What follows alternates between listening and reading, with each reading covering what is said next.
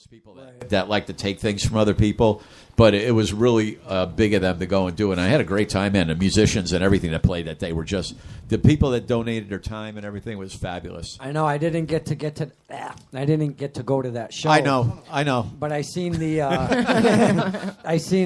what came out of it. You know, the pictures and some of the audio and stuff. Man, you guys had some great. I'll tell you what. I had some great jams with some really great. I mean, the one with playing with Eddie Seville, playing with Aaron Troy Danner, and Cross-Eyed Cat and everything. I had there was some really good moments that day. That's awesome. And it's all caught. I mean, somebody taped the whole thing, so it's all caught there. So that was great.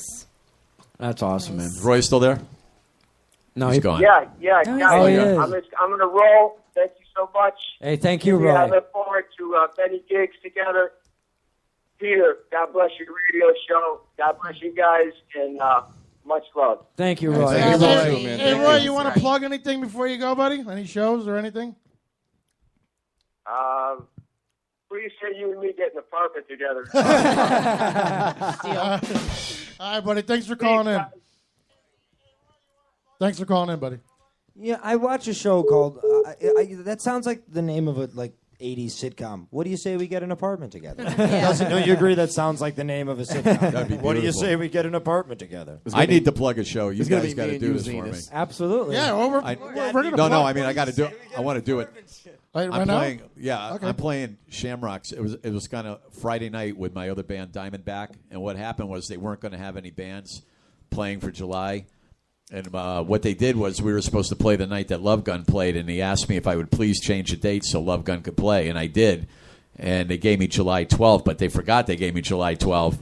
And so they had canceled all the bands, and then they got back to me and said, no, the gig is on. You guys can play. So it's kind of like a last. So I'm trying to get as many people down to Shamrocks for Friday night for Diamondback. And Diamondback, I don't know if you've seen it, but the band rips. I've seen Diamondback many a time. Yeah, man. I mean, the band just rips. Absolutely. It's a killer band. So The bar is brand new, just been remodeled. You know. guys, it's beautiful in there. I mean, I know Shamrock's nice. Tons of parking, easy to get to, right off exit 21 off 84 for Can't going beat it. towards Danbury. And they don't let black people in. Yes, they do, Martin. He's right about that. kitchen. Damn it, I was going to go. You know what's funny? Irish people just grabbed all the signs that said Irish need not apply, whited out the Irish and put like coloreds on it. And I do got to put it out there for anybody who hasn't seen Diamondback.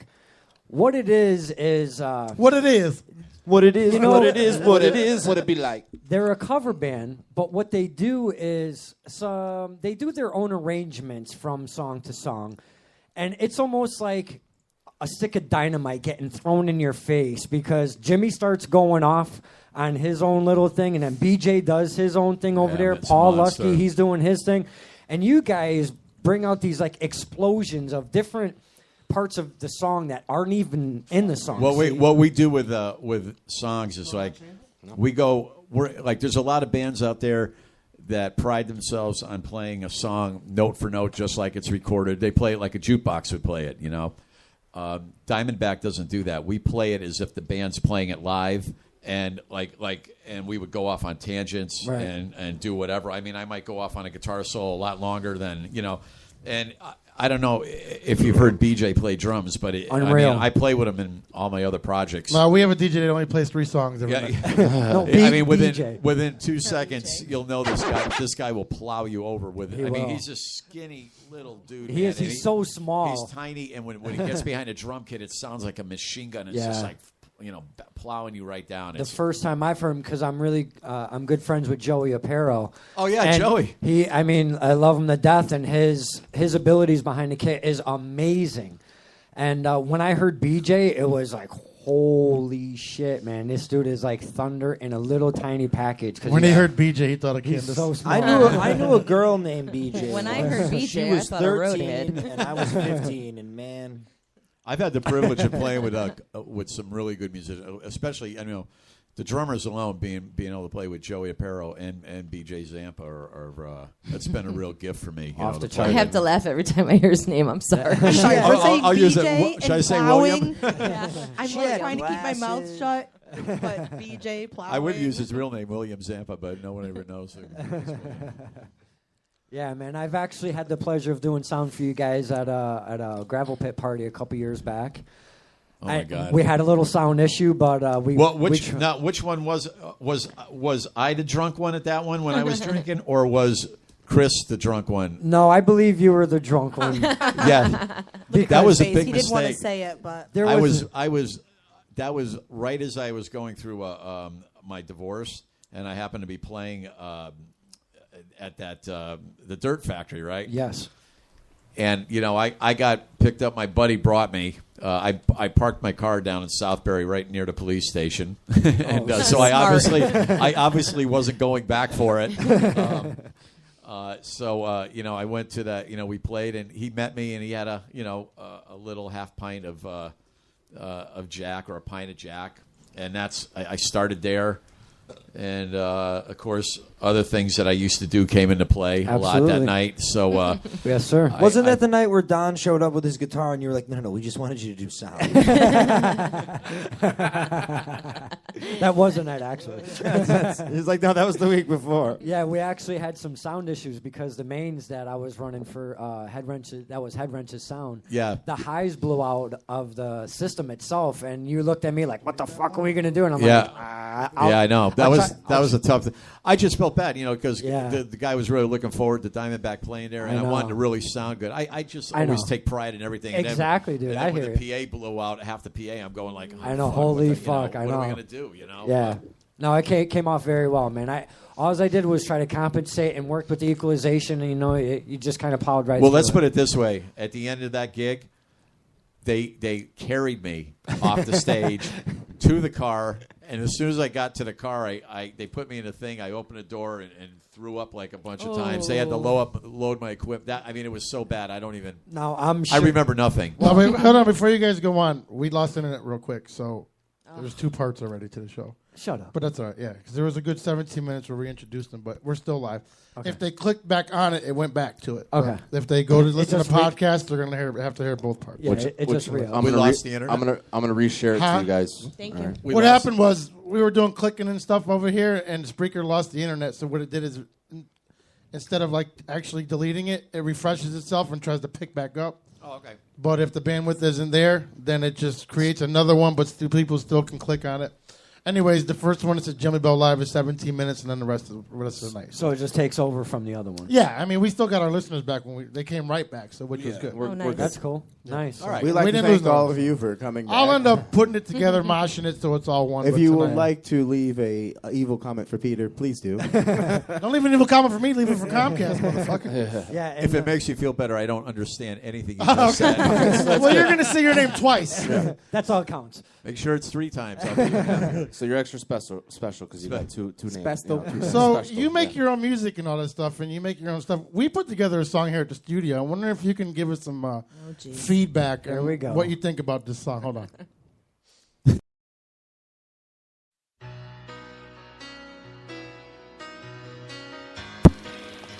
You know what? Your daughter was there to tell you she loved you. But of course, Peter has to be Peter. To invite you to your recital. But of course, Peter has to be Peter. To let you know you were not a bad person. Well, fuck you. But of course, Peter has to be Peter. Because you had to send your girlfriend there. And her new truck, that does not mean shit to me. So fuck you. Okay? But of course, Peter has to be Peter. Because she was making an effort. She wanted to tell her daddy that she loved him. But of course, Peter has to be Peter. But of course, Peter has to be Peter. But of course, Peter has to be Peter.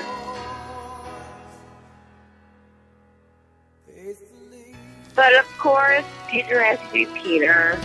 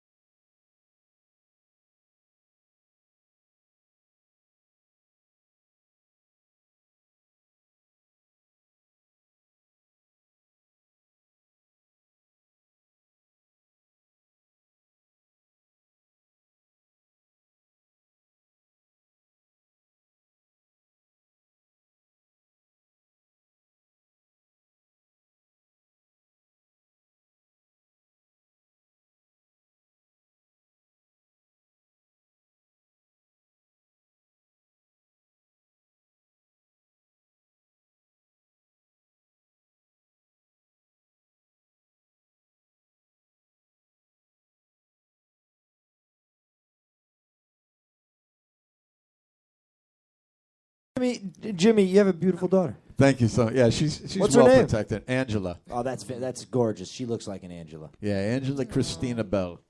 Bella. Does she have a boyfriend yet?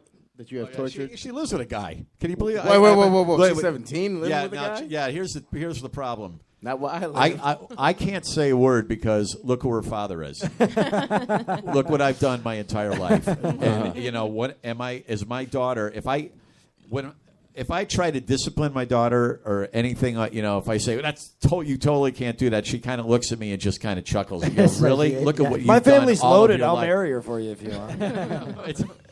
That wasn't me. Why does every time you need to speak? Yeah, no, he's black. His family's not loaded. It's okay.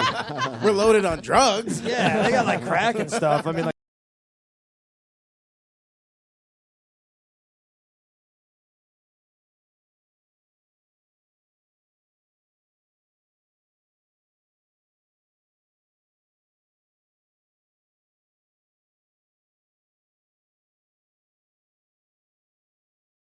Sweet ride somewhere where no one can hear you scream. Have you ever seen the movie Deliverance? No. Great time to watch it. And just play a banjo. Now take care of my daughter. So Maybe the guy's a nice dude. Like, I do want to get into the multifaceted Jimi Bell over here because What'd you say, multi-flaccid? multifaceted. before we, as Don, as you said, before we get carried away, can I just get a plug here real quick? Absolutely, The brother. guys absolutely. from Connecticut will be calling in at 10. We got the head of the Nice. president of Connecticut and the head of press relations.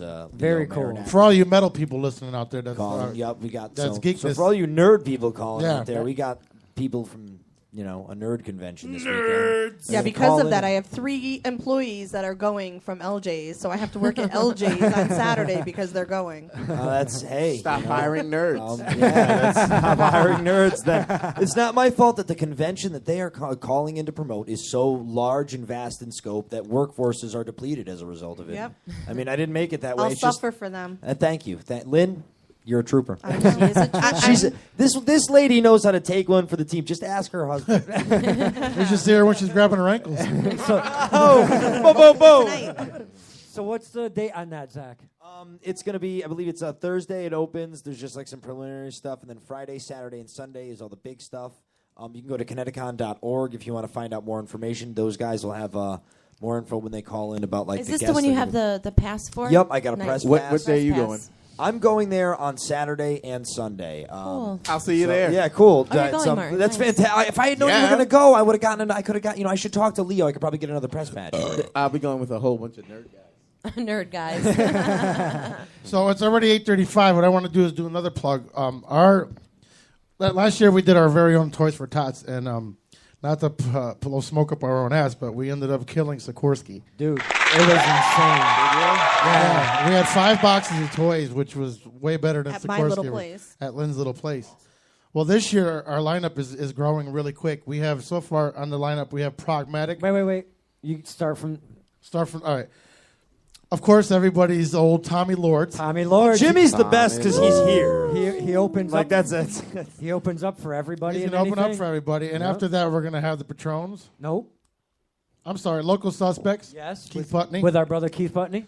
And then we're going to have the Patrons with our brothers Peter Bova and Gary Patron and Your man mine crush. and Candace's Man man crush. crush. Yes. Man crush. Your man crush. Maddie, who finally Maddie in friended the me last house. week. The Maddie. finally. Yeah. Maddie, just know if you go to sleep around me, you will wake up bald. We have High Octane with our own, very own Don.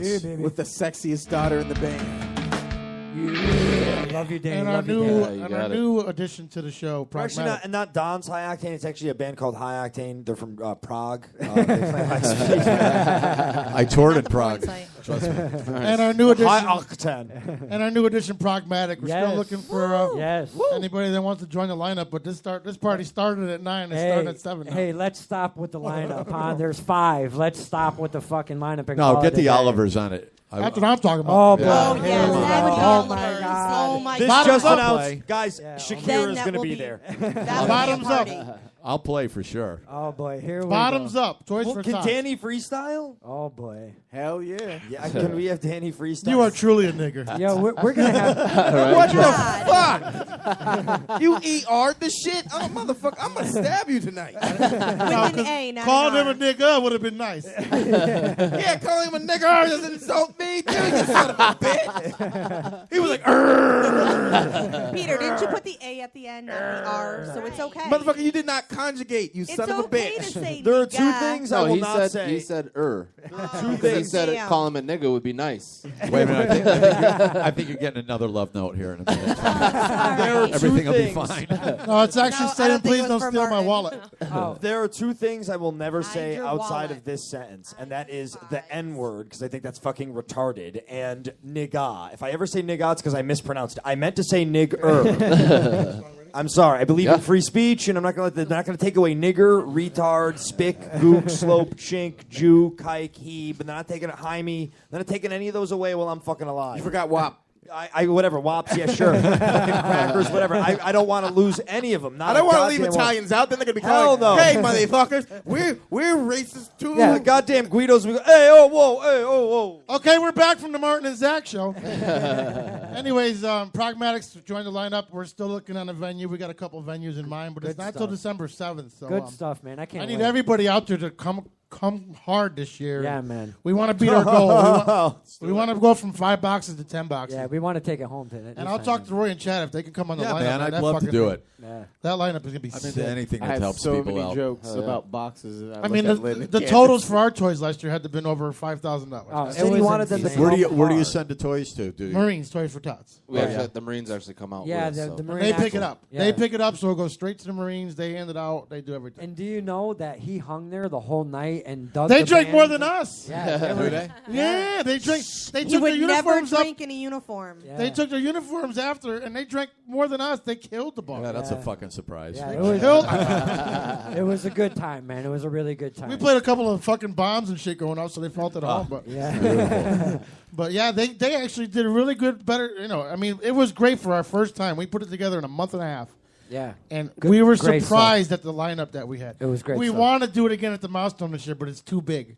Hey, wait!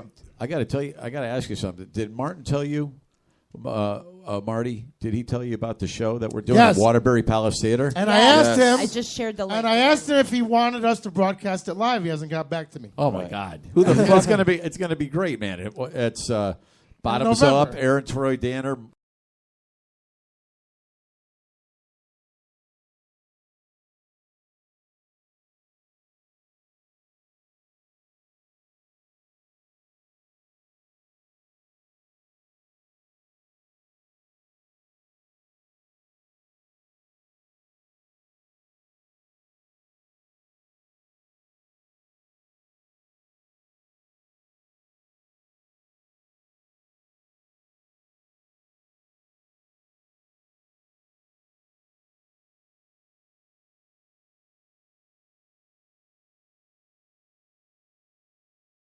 I might not catch, but I will start all the way back into the 80s with the Joint Forces crew. It's time Yep. to go back, Now- way back at the time. Now, I'm talking, you guys were together and you were opening up for all the heavy hitters back in the day. Motley Crue, the Scorpions.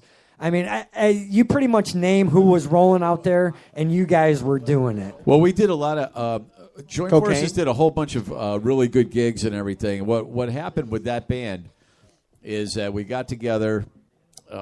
We had a different drummer and a different singer at first, and the band was actually called. Well, I'll go back a little bit further. Joint Forces started in 1982.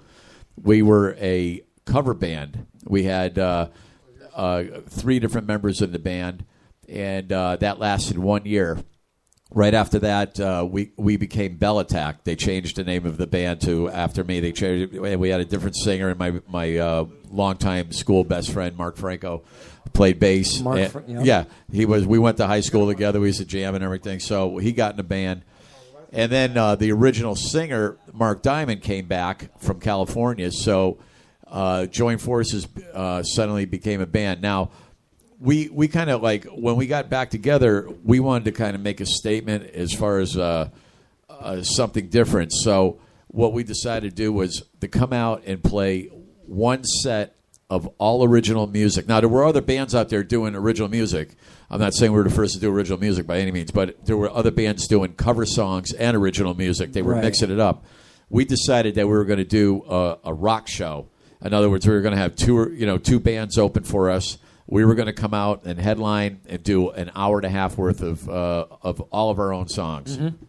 We took a big gamble, and so did the club owners. Like they weren't sure it was going to work, especially back in that time. You know, yeah. I mean, they really took a. Of course, there was a million clubs to play back then. Right. So our first gig actually was at the Agora Ballroom. That's cool. And I think like 1,000 people were there. I mean, that's what clubs used to get back then. Right. You know, like every night that I played to at least 400 to 1,000 people. Yeah. And so we did the Join Forces thing, and we kind of made a statement. And all the other bands started following.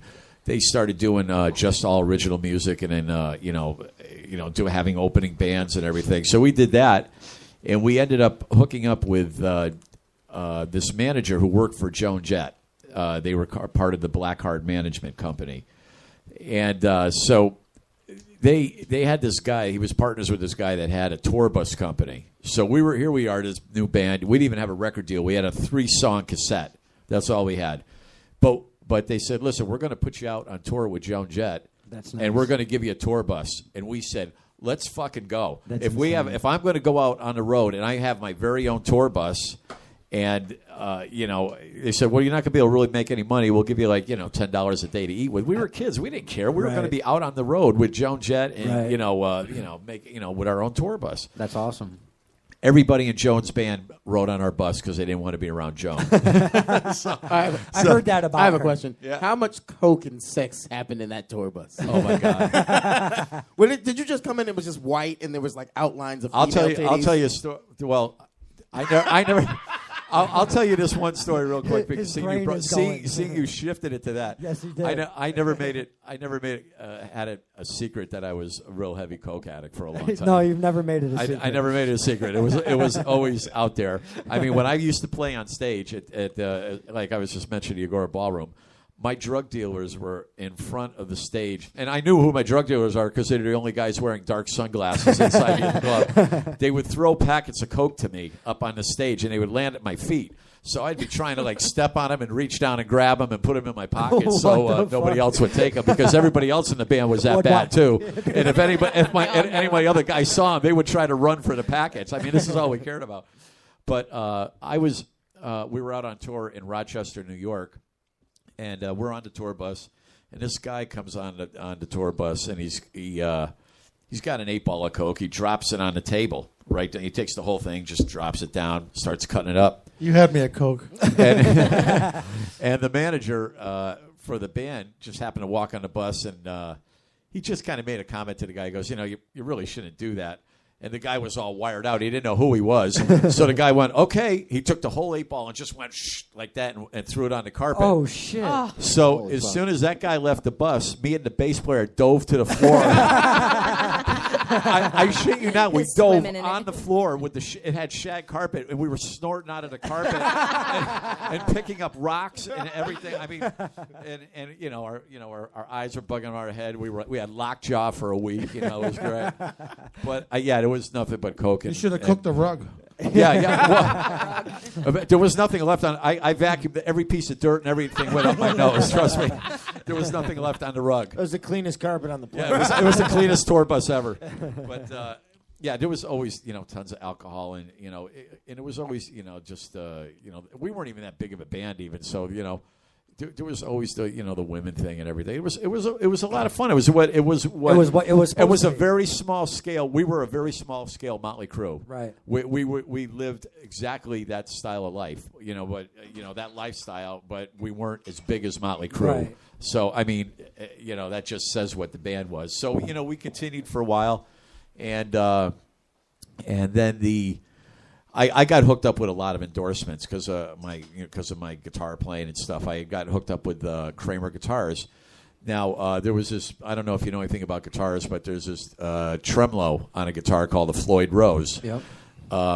Floyd Rose saw me play at a music store. Really? He was there, and he asked me to, demonstrate his tremolo. I happen to have one left-handed because I play guitar left-handed, and I had to have one made. They didn't even have a real left-handed one. Yeah, I drilled a hole on the other side of it.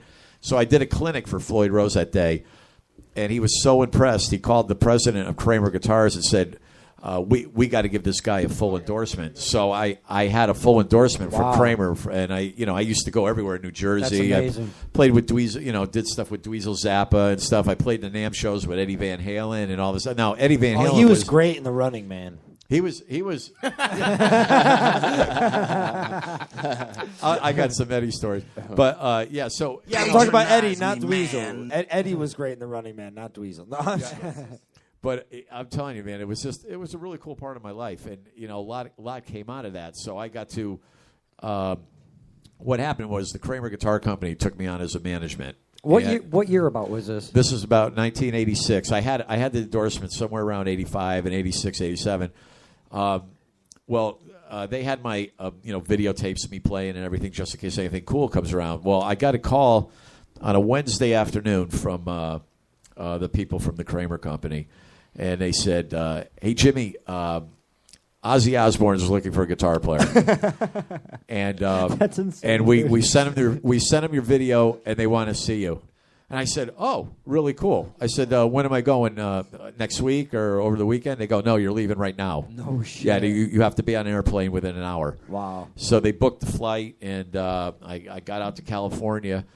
This was during Joint Forces, correct? This is during Joint Forces, and then so Ozzy's people pick me up. They bring me to the hotel, and they give me a couple $100 cash just in case I want to have a drink or something like that. Yeah.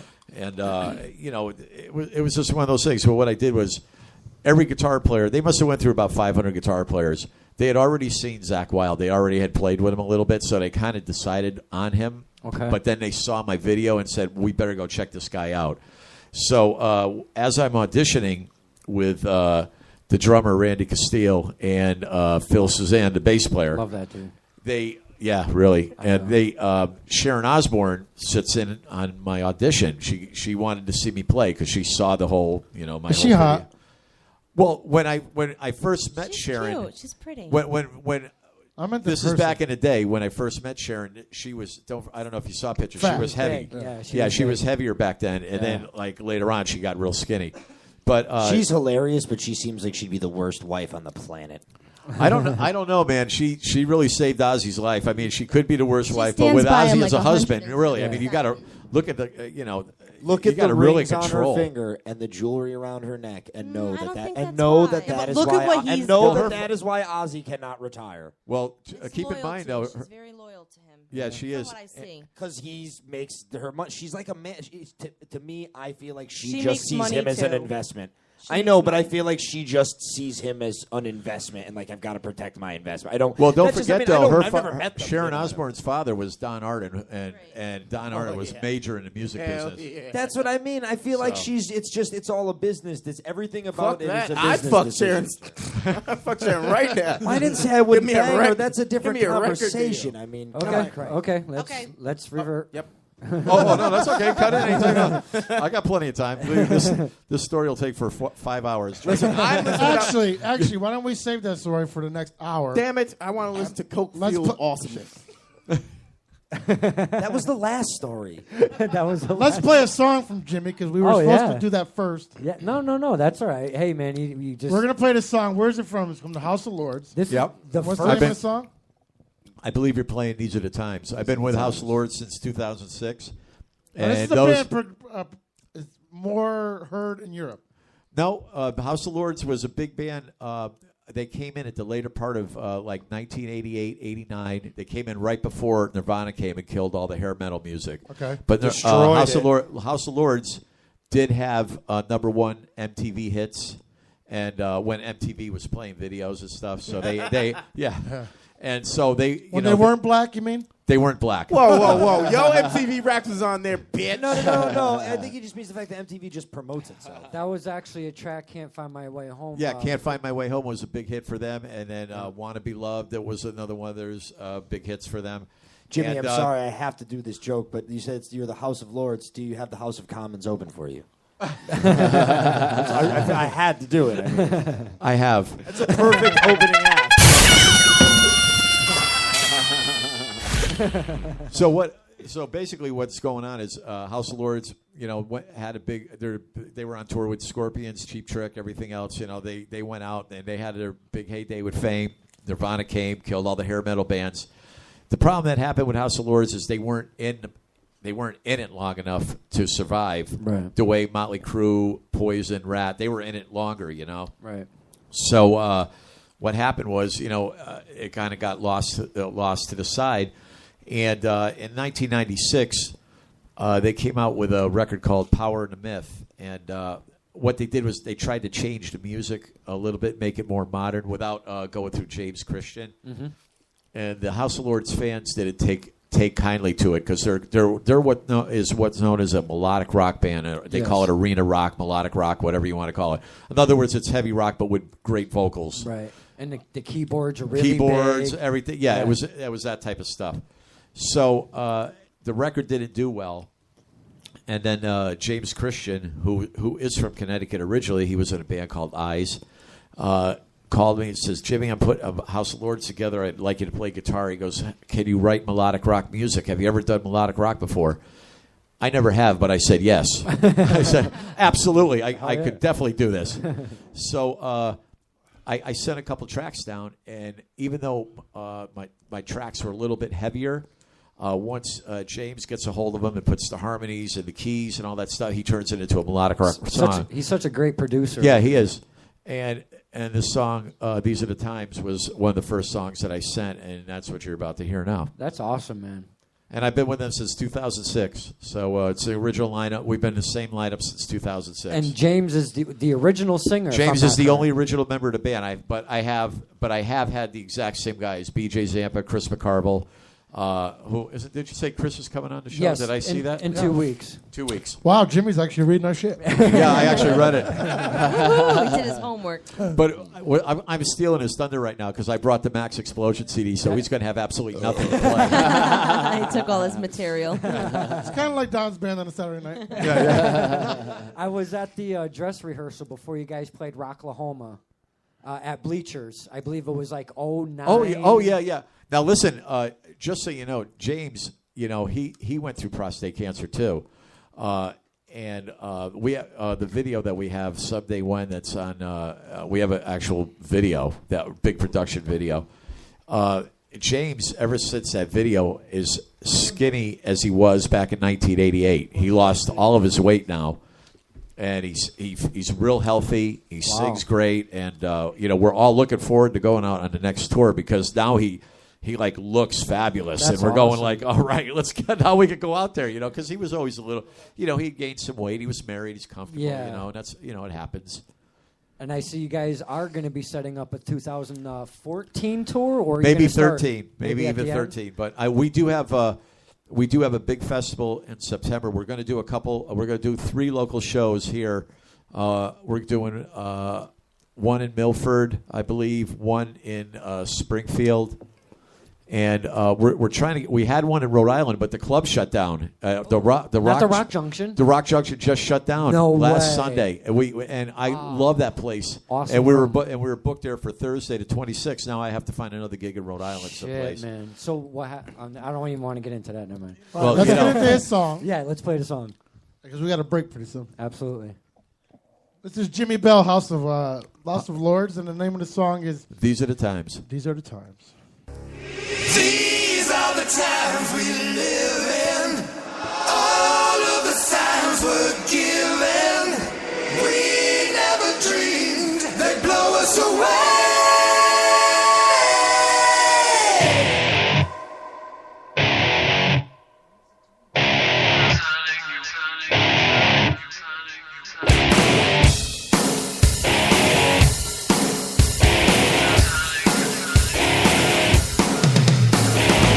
Blue is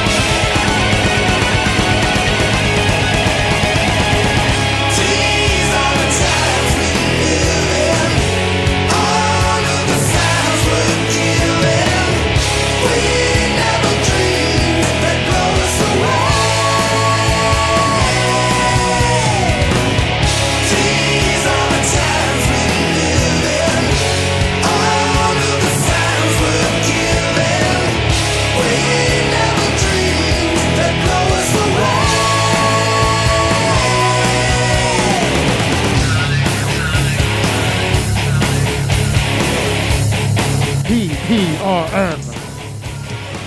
House of Lords.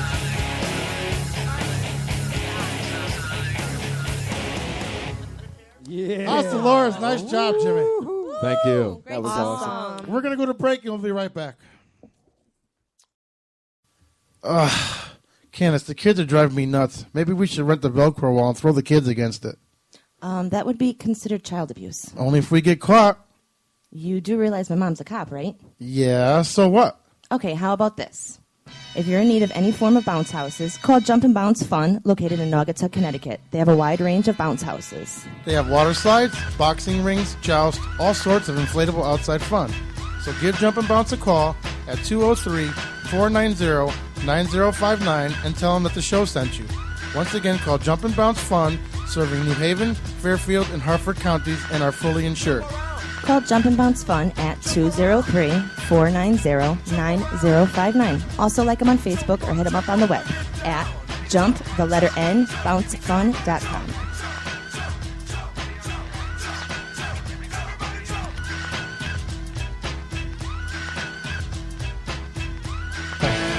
Hey, this is Marty Q, and you're listening to PPRN live broadcast around the world. I'm tired.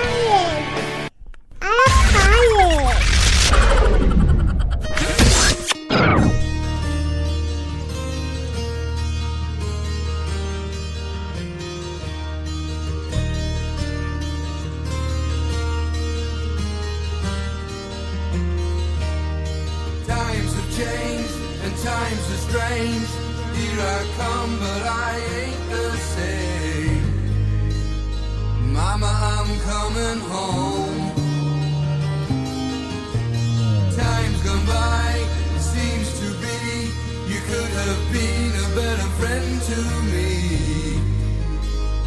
Mama, I'm coming home.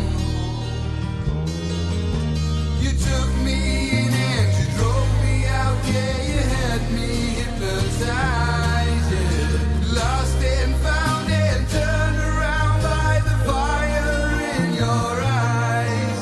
You made me cry, you told me lies, but I can't stand to say goodbye. Mama, I'm coming home. I could be right, I could be wrong. It hurts so bad, it's been so long. Mama, I'm coming home. Selfish love, yeah, we're both alone. Right before the fall, yeah. But I'm gonna take this heart of stone. I just got to have it all. I've seen your face 100 times. Every day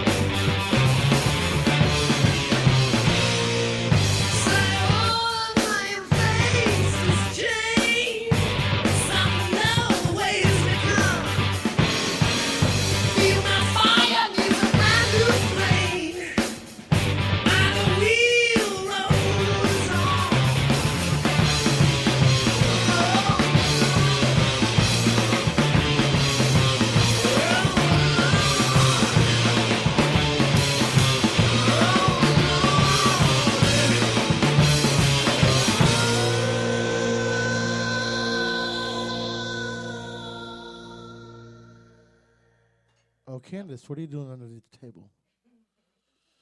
Table head. Oh. Gotta love Is that a Portuguese version of Roadhead? We like table head. Since you guys can't afford cars. Am I on? Oh yeah, I'm on. We now. can't Are afford we cars on? because your people are taking all the college money. You damn right. Are we on? Yeah, we're Yes, on. we're Do on. we lose 2 people every break? Is that what happens? No, what the problem is with the internet, so I got to do some. No, he's talking about losing. Oh yeah. They're growing trees right now. Oh, okay. I got you. Yeah. Oh, they're Except back. the trees they're growing have seeds in it. They're bad. No seeds. No seeds. No seeds. He's wearing the "I love you" fucking thing. Yes, he will cherish it. He'll bring it home and Are sleep you with kidding it on me, his man? pillow. I don't get that shit with seeds and stalks in it. I get it. It's just one bud, bro. I remember back in the day when I was hard up for money, I used to sell tea bags. Dude, it would smell like weed, and people were like, if they didn't know better, like, oh, dude, that was some good shit. I have to say, one time, Dude, did you ever like buy like something that you thought was cocaine and it was like sheetrock? Or bleach rock? Martin's people used to give me sheetrock all the time Because you were dumb enough to buy it, motherfucker. I saw him actually do like aspirin and thinking that that's a rock of coke. Like they take the white, bare aspirin and break it up into pieces. Yep. And you go, oh yeah, this has got some rocks in it and stuff. And you're crushing up bare aspirin. So. Yeah. Is that my dad calling? No, Damn it You're happens. never coming home again. It happens, man. Sometimes you think you get. Yeah, Dan, you can Skype in. Yeah, what happens is when we used to go to like Martin's neck of the woods and they used to Harlem? the projects over in September they were called Pond Lily in New Haven. Yeah. And it was a big thing because I was a DJ back in the day, so my weekends were Tuesday to Thursday. Right. Or actually Monday to Thursday because Friday, Saturday, and Sunday I was always gigging. And we would go on Tuesday night. We'd have a gig in New Haven called Skitters. It was nickel night. I remember I played there. You remember Skitters? Yeah, absolutely. I remember. Nickel night Tuesday. You'd go there with $1. You'd come home with either a ticket on the way home or an accident or whatever. Yeah. Because you were fucked up on $1. It was literally a nickel. That's sweet. You would give the bartender $1. He'd give you beers all night, and you tip him $3, and it was great. But you would stop on the way over there and grab these big fat ass 40s. Yeah, but back then that was a lot of money. That was a good one. Beautiful. So we'd stop and pick these 40s that looked like pillowcases. You got paid $15 a week back in Pete's day. But then Wednesdays was Toad's place. We used to have the Wednesday night dance party at Toad's. And but it was always that come down Route 69, stop at Pond Lily, have 15 black guys jumping through your sunroof. Because back in the day, sunroofs were big. They were huge in the 80s. All you had to do was hand out $80 and you got like 5 pillowcases full of shit. Because that's how cheap it was back then. Oh my God! And you would head to Toad's and drink a Foster can of fucking beer. Because you were so high. You know why? You got the crappy ass fucking shit. Because they're like, that's the sucky DJ that only plays 3 songs. Give them sheetrock. But no, they were good. But I mean, you'd go to like to Long Hill and Waterbury, and they always give you sheetrock. I got to tell you, one time I'm playing in up in upstate New York and Schenectady or something like that. This is so true. It's embarrassing. It's so true. I'm on stage playing, and I used to do like a guitar solo by myself. The spotlight on me. It was usually like a 10-minute solo back then. At least, right? It's when all the women went to the bathroom. But so I was on stage playing, and while I'm standing there playing my solo, the spotlight's on me, big white thing, and my nose decided to flush. Oh, shit. While I'm right there, and it drained like this, and it hung down to the floor. And I took my head and went like this. And the thing went. It was like a. It just yeah. It was like a Saint Bernard, right? Yeah, it was like I was drooling or something. It was pretty bad. I felt. It's about as aggravating as those assholes that blow their nose while they're snorting coke. Motherfucker, there goes $80. What's wrong with you? Give me that tissue. Yeah, I've learned how to sneeze through my mouth because of coke. You know what I mean? I'm not letting any of that shit out. Like I've learned how to make it channel it through my mouth when I'm supposed to sneeze. I can actually stop a sneeze. Then we found the art of Neil Young in it. Oh boy. I heard stories about Neil Young how he used to lock himself in a closet with piles and piles and piles of. He had the ultimate crackhead coke snorting room. He built a house and he built a room in the middle of the house. And he would do it. He would take a bunch of shit and he would just sit there for days and just cook it and cook it. And that's where he would write. He would write all his music in the closet, just sitting there. Searching for a heart of gold. For days, just smoking it. And then he'd come out and then come record it. And it was just like, wow. That's like Why is that guy still alive? That's like Peter's Oh, my Paradise. dream is to have a room in the middle of the house with no exact- windows. Oh, yeah, exactly. back then. But, you know, it's just... Everything leads back to crack. And crack. Oh, yeah. I love crack. I'm absolutely cuckoo for crack. If you're in rock and roll, if you're a DJ, if you're in any kind of entertainment, you've dabbled in something. I'm sorry. Oh, yeah. Yeah, I mean, like, the only reason to be, like, famous and rich is so you could do drugs all the time. So you can afford them. Yeah, like, why the hell would you do, like, that Angelina Jolie, like, UN the problem shit? with me was that I couldn't smoke pot and like go out in public. I was one of those guys that Paranoid. if I smoke pot, I think that everybody's looking. So I used to like smoke pot and hide in my room and just practice guitar all the time. I wouldn't leave the house. And like, And look what happened. You got a career on it. Yeah, but when I did coke and I was out drinking bottles of Jack, I talked to everybody. That's why I have so many. Thank you. I was like, that's why I have so many like my biggest biker friends in the world. That I went up to the biggest bikers. Hey, how you doing? So they all love me because it's like I wasn't afraid to talk to them. So then I made all these. That's weird. How You also happen to be white with long hair. Now, if I did the same thing, hey, kill this motherfucker right now. Nah, dude. When everyone's on blow, we're all just. That's weird. How do I say this nicely?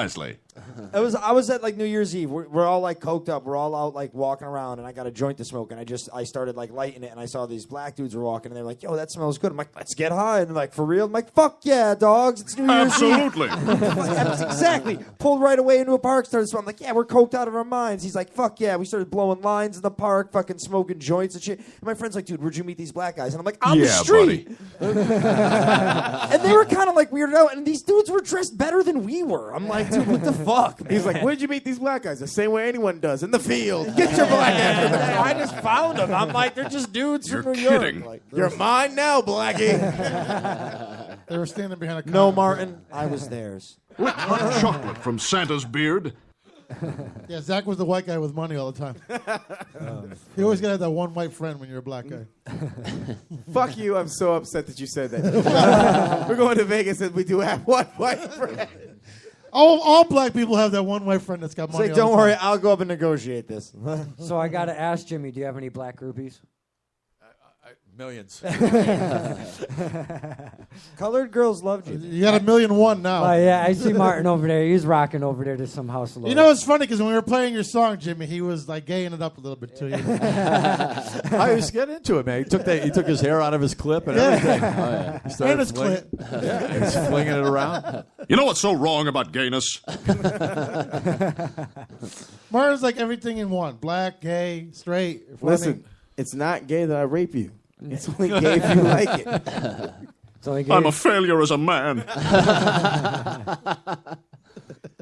I guess I'm not going home early. Nope. I could hang here 3 hours for sure. Yeah, you don't mind talking to the comic book guys at 10, do you? They're nerds, but You heard me. I said homo. I mean, My they have to gaydar be. is totally off. They have to be nerds. They organized a comic book convention, so they have to be like. So if you're just tuning in, it's the second hour of our show, and Jimmy Bell's in the studio live with Yeah, us. man. CT's very own. CT's very own. Very We have a own. lot of talent that comes out of Connecticut. It's just sure. a lot of people work so hard in Connecticut. I think not just saying it because I'm from Connecticut, but I think there's a lot of talent that comes out of here that make it but don't make it. Then they got the AB celebrity kind of thing. That C celebrity. I've had this this thing that's always happened to me throughout my career, and I don't know if it's the thing that keeps me going all the time, but I've had so many doors like open for me, like big, huge, famous things. Like, I right after the Ozzy thing, which we were talking about, I get done playing with Ozzy at, after the audition.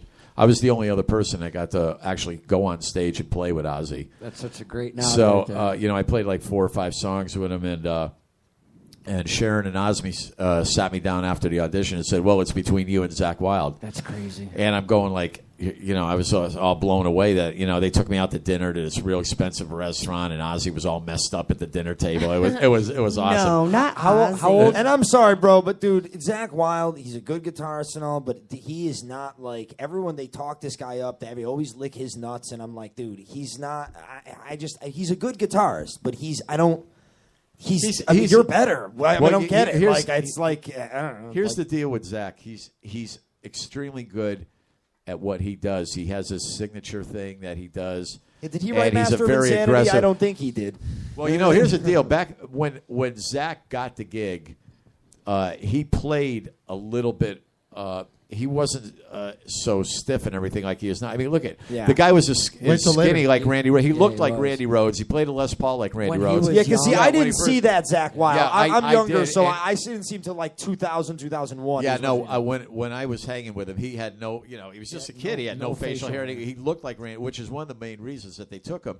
Now, when I auditioned, how old were you at that point? Oh well, I'm old anyway. So, but I think I was 27 when I auditioned, and Zach was I think 20. Yeah, he was real young. Yeah, and so he was better when he was raw, is what you're saying. Well, yeah, because he had all this. He was a young kid. He had all this fire and energy. But here's the thing, though, too.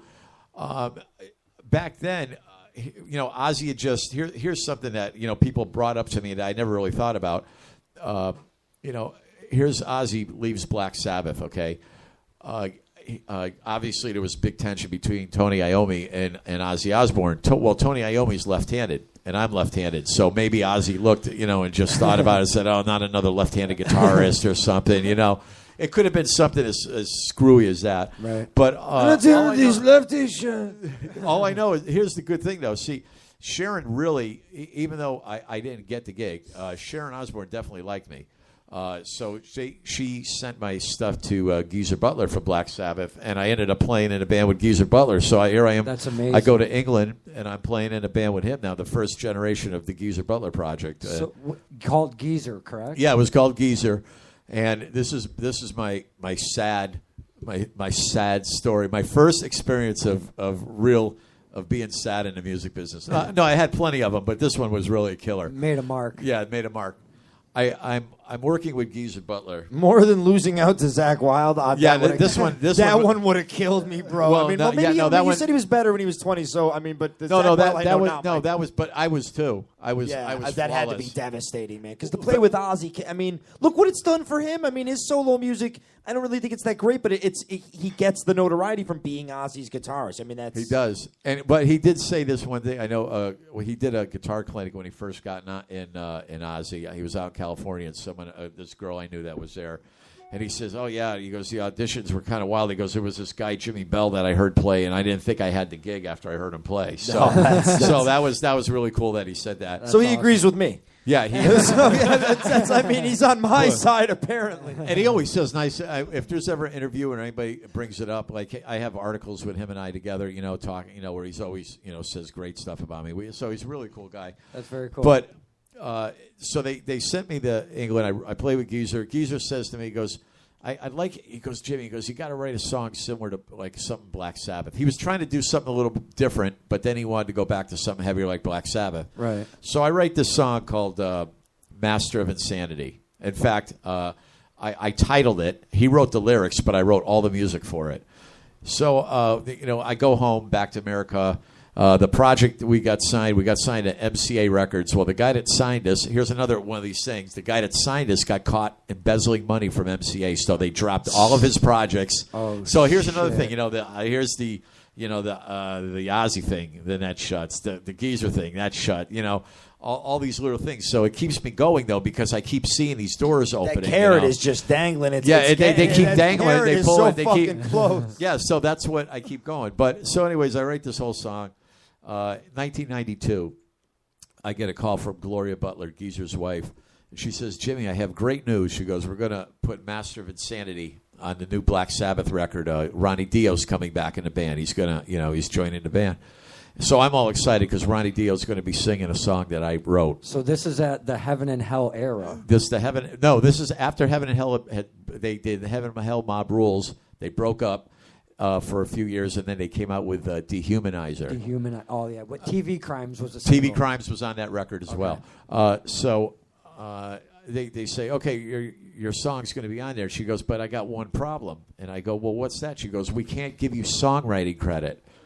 And I go, well, why not? I wrote the song. She goes, Tony Iommi will never let a song from another guitar player on a Black Sabbath record. It just won't happen. So she says, Geezer will give you special thanks in his say thank you to you in his credits. And when the tour is over, we're going to pay you for the song. So, what was I going to say? My hands were tied. I said, okay. So the record comes out. They do the tour. I see him a couple times on tour, backstage passes. Hey, Jimmy, blah, blah, blah. The whole thing. I never received a dime. They never paid. That's when you should have said, fuck that and pulled a Martin. Motherfucker, you ain't playing that song unless I'm in the room. Motherfucker. I wouldn't have did that. I'd have pulled really pulling a Martin is pull a schema. Please get on the goddamn floor. Take everything out your goddamn pockets. Give me the fucking, get everything. Take the shoes. Get butt naked. Martin's going to take the wedding ring off the motherfucker's finger. Get butt naked. Dude, seriously, man, you should have got a hold of some Jew lawyers and bent the bam, bam, There's bam, nothing. bam, There's bam, nothing bam, you could do. bam. Whatever lawyers I would have gotten, they had They the would have money. cost more than the song money. Yeah, they would have had the money to outdo me no matter what. What was I going to prove? No, I know what you mean. So, but here's the good thing that came out of it. I was a huge Ronnie James Dio fan. So Ronnie James Dio sang on a song that I wrote. So I have that that I could go on and say that's hey, an awesome song too, man. That's a fucking good track. kick-ass song, dude. It's a good track. So I've had a lot of things sort of happen like that. It's but the House of Lords thing is great. I've had a lot of great things come out of that. You seem real comfortable in the band, to be honest with you. I mean, I've looked over the history. And as you guys have been putting out your last few albums, I've actually been picking them up and listening to them and going through them. Literally. And like when Big Money came out, I had it that first week, Yeah. I try to follow the House Lords just because of some of its history. Because of when you're not here, he makes fun of you. I know he does. I know. All the gay jokes come out. I know. That's right. Hey. Who's been in the no, band he strictly insults your musical ability. I'm not sure.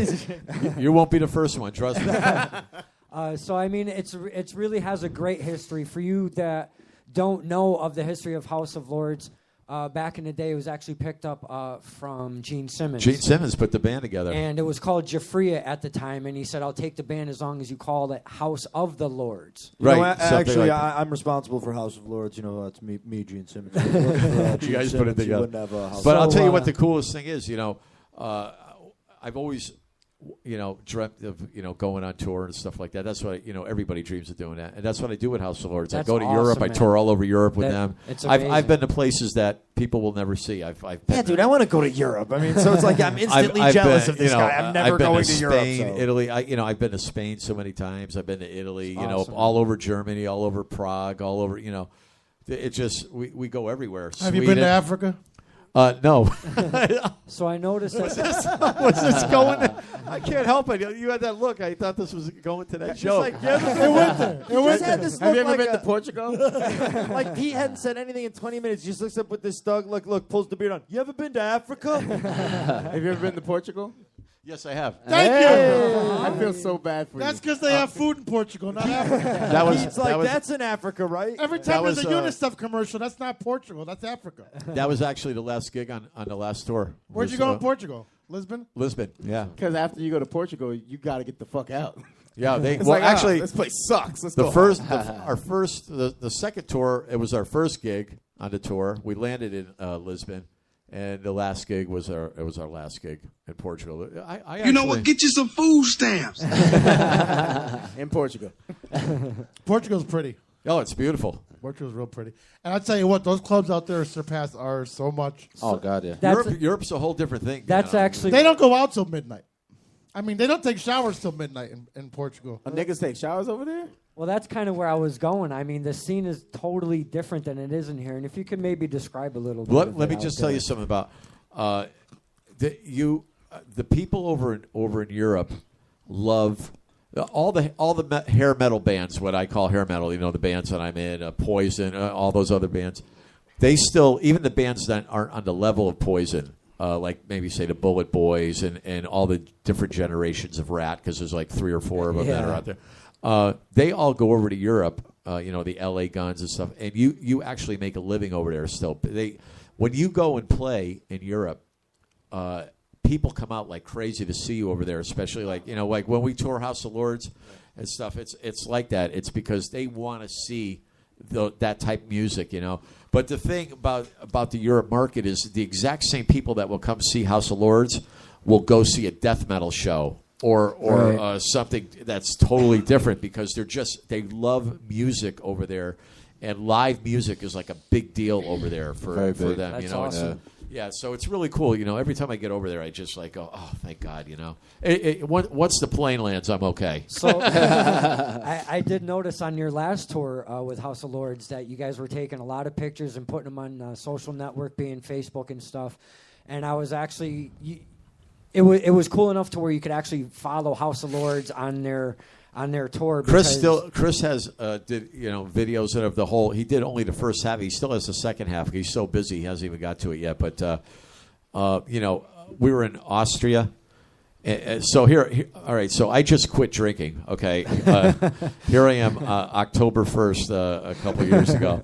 I quit drinking, and I was supposed to leave a week, 2 weeks into October. What's significant about October in Austria? But my hands were still shaking from the alcohol, from all because I went 10 years clean, and then I started drinking again when I was married to my ex-wife. So we were drinking like every day bottles of Jack. So I was like this all the time still. So I get myself sober, and we were supposed to leave, but the tour got postponed till February. So here I am. I'm doing pretty good. The second gig of the tour is in Austria, and we pull up, and it's at a bar with a statue of Jack Daniels on top of the bar. No. I mean, it was bigger. It was bigger than any Jesus cross I've ever seen in my life. This guy's standing on. It was a Harley bar, and it was in Austria, and it was sponsored by Jack Daniels. The entire bar had Jack Daniels stuff, and that was my drink. Jesus so I did everything. I made it through it. Although Chris didn't make it so well through it. Whatever meal he had that day came out on the floor someplace. So it was pretty cool. Did you guys take a trip on the train when you were in Austria? No. Too soon? No, we did not. It's funny, man. You drive through some of these driving through the old country of Germany and stuff like that. You don't see much shit going on there, man. It's like really sewn up pretty tight there. It's not like driving through the north end of Hartford or something like that. I mean, so you guys do a lot of festivals in America, say like the Rocklahoma, stuff like that, and you're on the same bill with, like you were saying, all grades of 80s genre, we'll call it, from the Bullet Boys to Great White to Rat, and all the heavy hitters, and I see you guys have been part of that scene in the last few years. Right. Nationally, I mean, that's got to be a hard thing to kind of really, you got to be in front of 50, 60, 70,000 people at a time? Well, Rocklahoma was really huge, except for the fact that the day that we played, it was pouring rain at Rocklahoma. In fact, not only was it pouring rain, it just a tornado hit the next day. And blew over the smaller stage. Oh shit! But we've played some really big festivals, especially in Europe. My first gig I ever played with House of Lords, and we were so green, we weren't even ready. Was with Queensryche, White Snake, Twisted Sister. Wow! I mean, everybody. Hanoi Rocks. It was this big thing in Spain. That's Lorca, awesome. Spain, down by the African border. You said, have I ever been to Africa? So I have been. I've got near an it. army to raise, and I must get to Nicaragua. I require a window seat and an in-flight Happy Meal. And no pickles! Oh, God help you if I find pickles. I tell you, the hairdressing bill at that show must have been through the roof. Oh, my unbelievable. God. How much Aquanet was there backstage? I mean, Actually, that was the Aquanet thing. It was the hair down thing. It was that time where everyone had it was this was just in 2006. In 2006. I get what you mean. Yeah. So basically, that was the Friends era. That's the reason that Africa has that big desert, because you guys killed the ozone. We killed everything.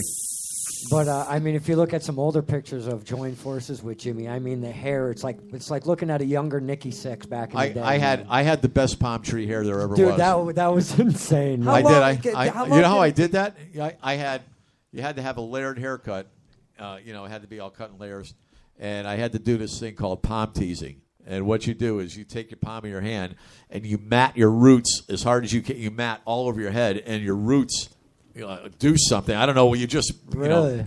Yeah, I had to mat it like this, and I'd take a pick, pull it out, and spray Aquanet extra super hold on it, and it would stick out like this. Now, let me ask you a question. Now that we're talking about hair. Uh-oh.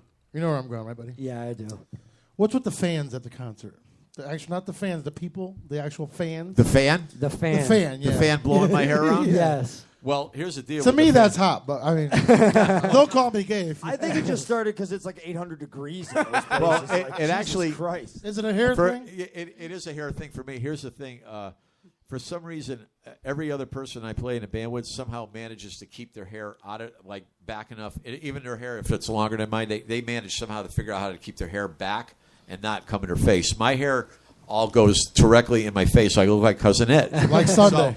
Right. So I have this fan blowing to try to keep the hair to push away from my face. But, I mean, It almost gives you like a supermodel look. it does. I look like I just wanted to go I look like supermodel work. I look like a black-haired Fabio. So you're actually using the fan as a hair product. Yeah, I use the fan as a hair product and as a prop. And Dan, let me tell you, when I watch it, it moves also gently. It does. It moves kind of, one blade at a time. It goes up a little bit. Oh, Yeah. I've had women like absolutely love that. They just say that is the just coolest I'm just thing. waiting for you to go on stage with a white dress and start singing "Mr. President."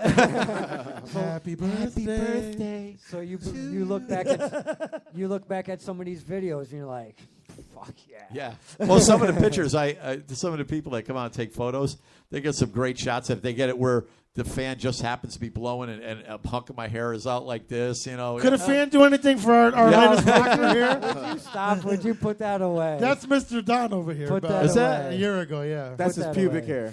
hair. Armpit hair. That was beautiful. I told you I shave. Those came off as nipples. So, I mean, you've got like Damn, 1,000 things going on. And I mean, I could go on and on with the bands, which I definitely want to do. But I really want to touch on a subject. You get, and I want to call it a privilege, to work for the WWE right now. And I mean, not just right now. You've been working with the WWE for many years as you do theme songs for a lot of the wrestlers. And I'm going to try to guess on the most current one, which would be Curtis Axel, which is Mr. Perfect's son. Right. And you actually got to do his theme song. I did a track for him. Now, here's the thing, though. The WWE is really cool. Like I'll go down there. I've done tracks for them, whether they use it or not. I don't. I get paid. Now they have a music director there, Jim Johnson. Jim Johnson, yeah. Yeah, he's been there since like 1982 or whatever. Marvin's He like, saw. yeah.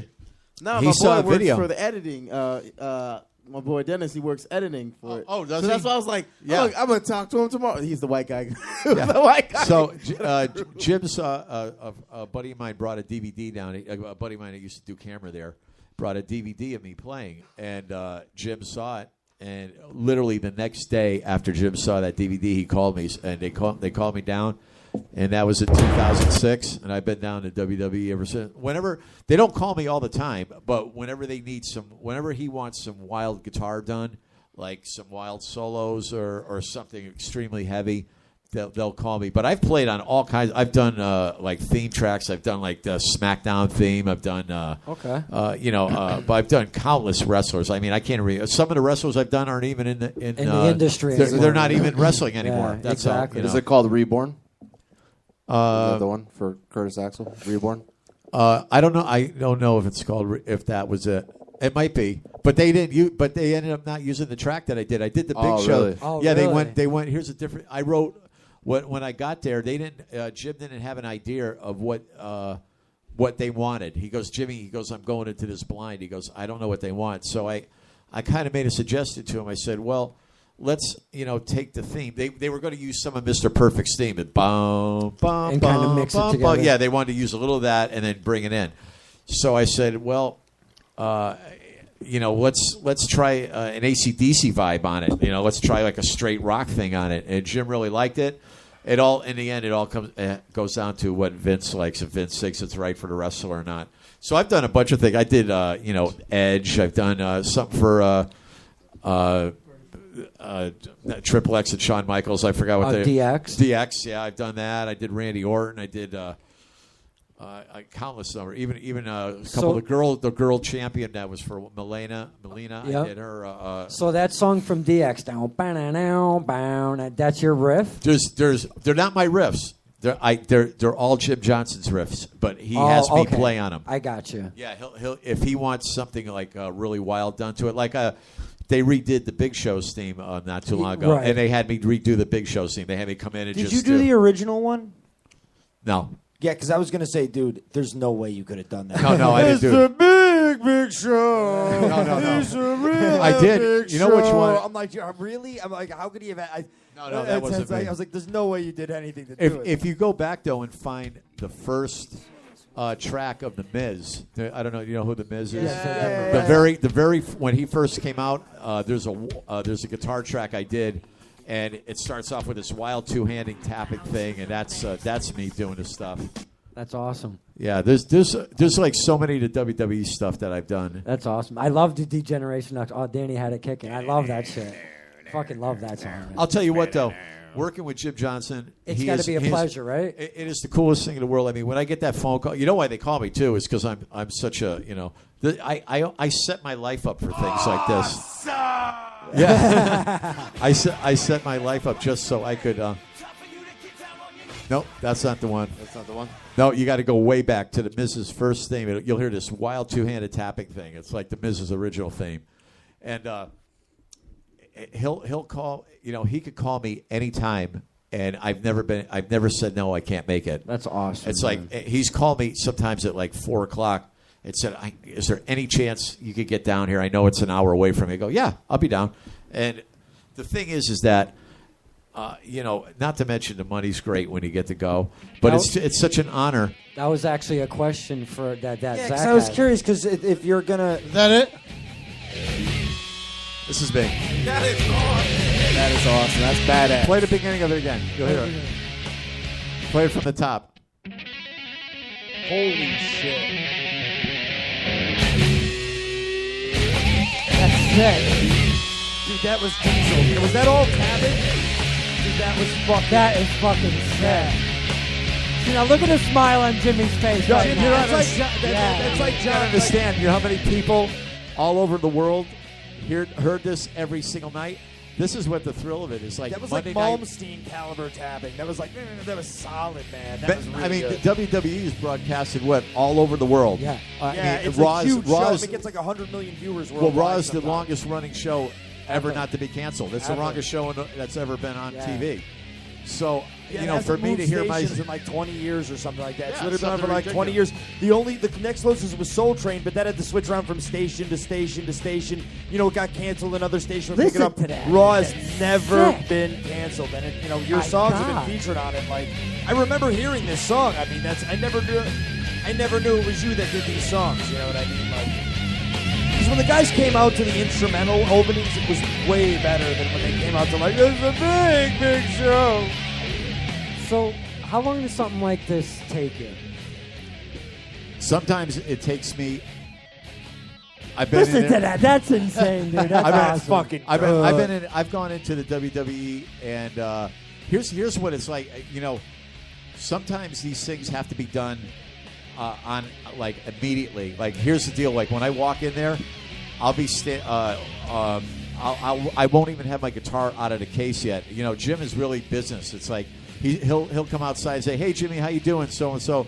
As soon as you walk into the recording studio part, it's like that song is being played. Okay, this is what I need you to do. I don't even have my guitar strapped on me yet, or my pedals plugged in or nothing. He's telling me what needs to be done because I've done things for Europe, and Europe is a few hours ahead sometimes that have to be aired that night. Like I've done Monday Night Raw shows all the time, and like a lot of times they have to have it all done for Monday Night Raw, like all set, ready to go within like.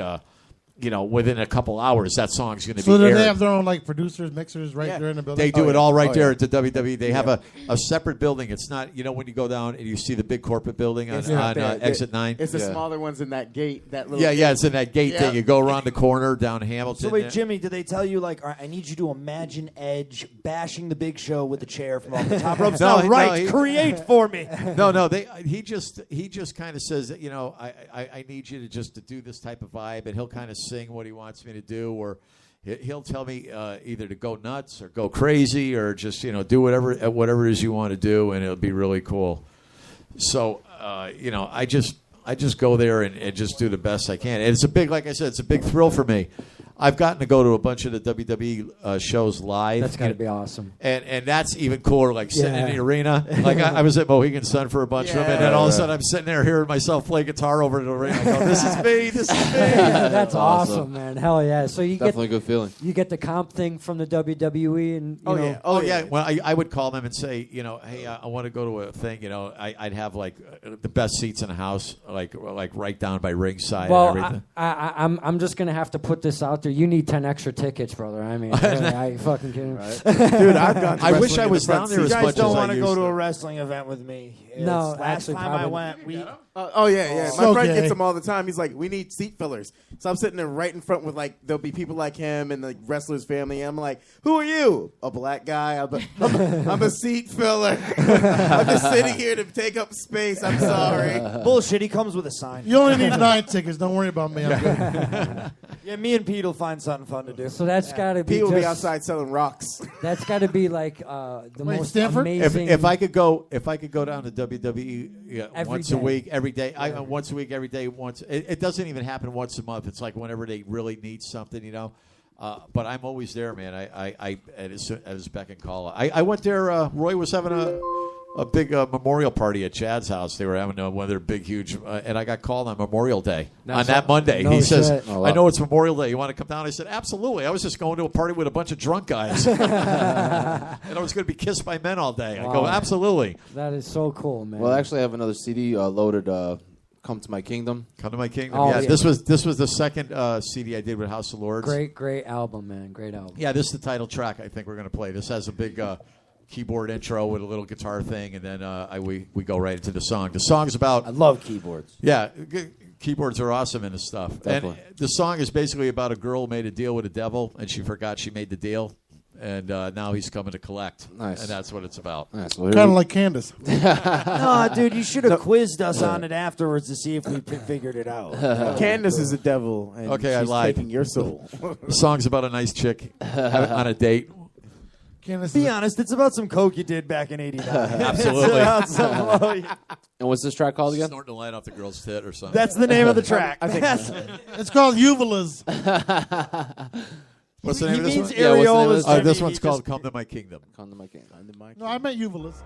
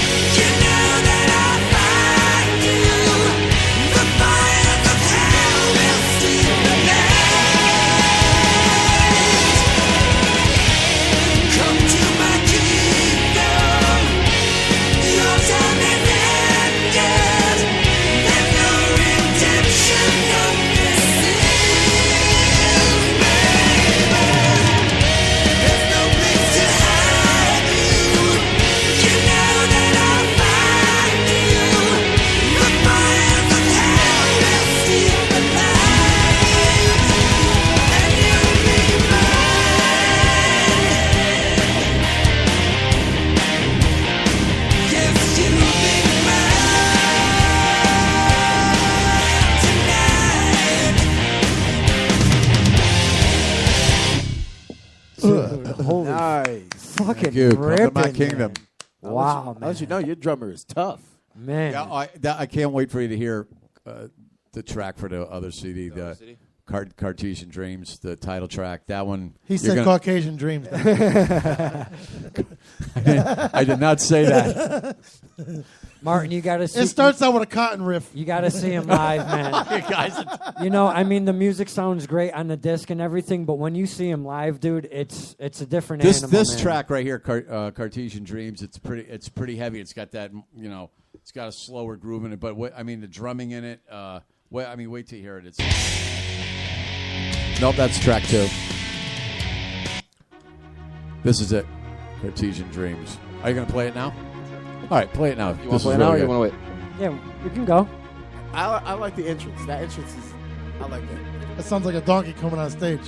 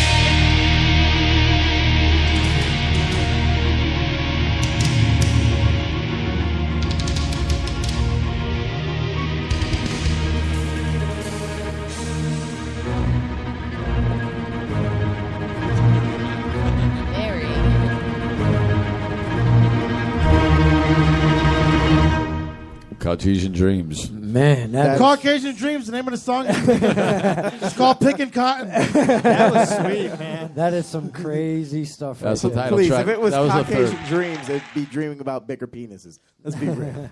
Well, it is the top of the hour, but I do definitely have some more questions for you. Hell yeah. Absolutely. Yeah, go ahead. Well, we're gonna before we go into our break, we got 2 minutes left. Is it hard to play as a left-handed player? No, because he's left-handed. No, it's actually no different at all. It's not? I can't even. Let's put it this way: I can't even hold a guitar right-handed. I could take a right-hand, like I could take that guitar behind you, that right-handed guitar. I could hold it up left-handed and play it with the strings upside down a bit. Like, I could play like that because I worked in music stores for a while, and I had to learn how to demo the guitars a little bit. So, and every guitar is right-handed. So, if some mom came in and wanted me to to hear what their guitar sound like for their So kid. A would have to be Z, basically. Well, Being basically, upside down? when I play, my strings are the right way. Like my low E is, my fat string is up on top. Just like if I was holding it right-handed. It's just what the problem is being left-handed is getting guitars.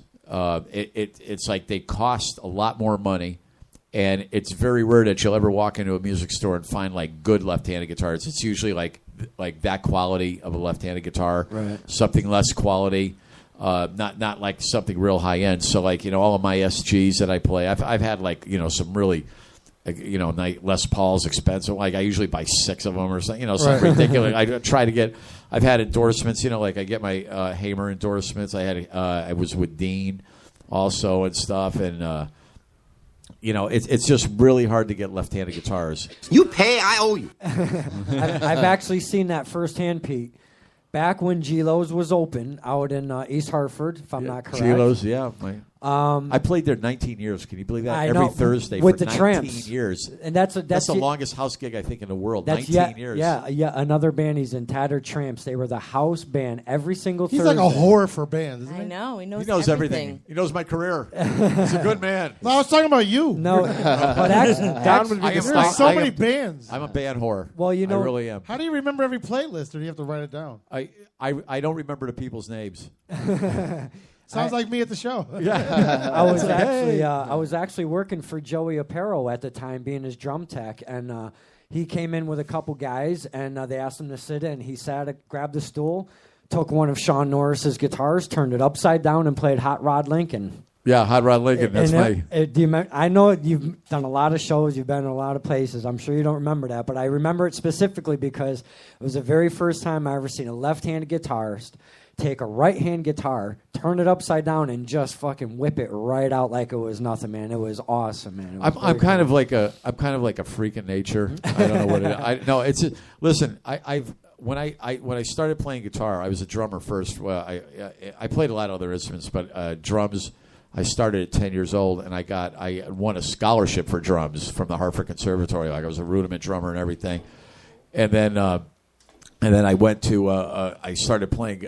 The guys left their guitars in my house one time, and I fell in love with the guitar. It just went crazy. So once I took the guitar up, and I fell in love with the guitar, and I practiced the guitar nonstop, day and night. I mean, no one had to tell me to practice. I had the guitar in my hand. I don't even feel comfortable like half the time when I don't have a guitar. It seems like when I have a guitar slung on me, I'm at my normal self. You know, it's kind of like Lynn and Candace when they got nuts hanging on their chin. It's funny. I was just thinking. It's kind of like Peter with his dick in his hand all the time. No, you had to go like that. All right, dick between his fingers all the time. Candace and Lynn are our cellists of the show. So I did notice that the Cellist. the Tattered Tramps will be playing at Z's Corner. And yeah, I just did a show with. I did a show with them just recently, but I am doing another place at another one on August 31st. That's cool that you guys are still going. Yeah, we still get That's together. awesome. I really like playing with them. You know, we don't get to do it that often. That's very cool. Don, man. stop being a stalker. Dude, you know what? I've been in the scene since I was a teenager, but then I got out of it for 10 years, and I've kind of got back into it. He had a in the lot of last- catching up to do. A lot of catching up. I like do, how he said it right. like he was going to be like, listen, I have been stalking him for a long. It's not going to stop now. No, you know what, man? When you're a musician, your eyes kind of, you want to catch what's going on, no matter what band it is. If it's a new band, if it's an established band, I kind of try to keep my eyes open and see what's going on and see how see what the scene's like, see who's playing where and all of that shit. Kind of got to keep your eye open, So I'm just amazed that you remember all of these facts and everything about him, but you can't remember your sodas for delivery. I just don't understand that. He probably. I don't really hide anything back on. No, I really enjoy Facebook page. Yeah. It's like I put everything out there. It's like people say to me, "Why do you say so much? So much of your personal life?" I go, "Look at."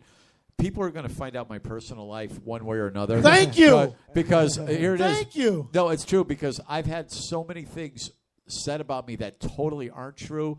One of my greatest things is that happens to me all the time is people saying they're related to me or people that say they're related to me and people that claim to have played in bands with me that I don't even know who they are.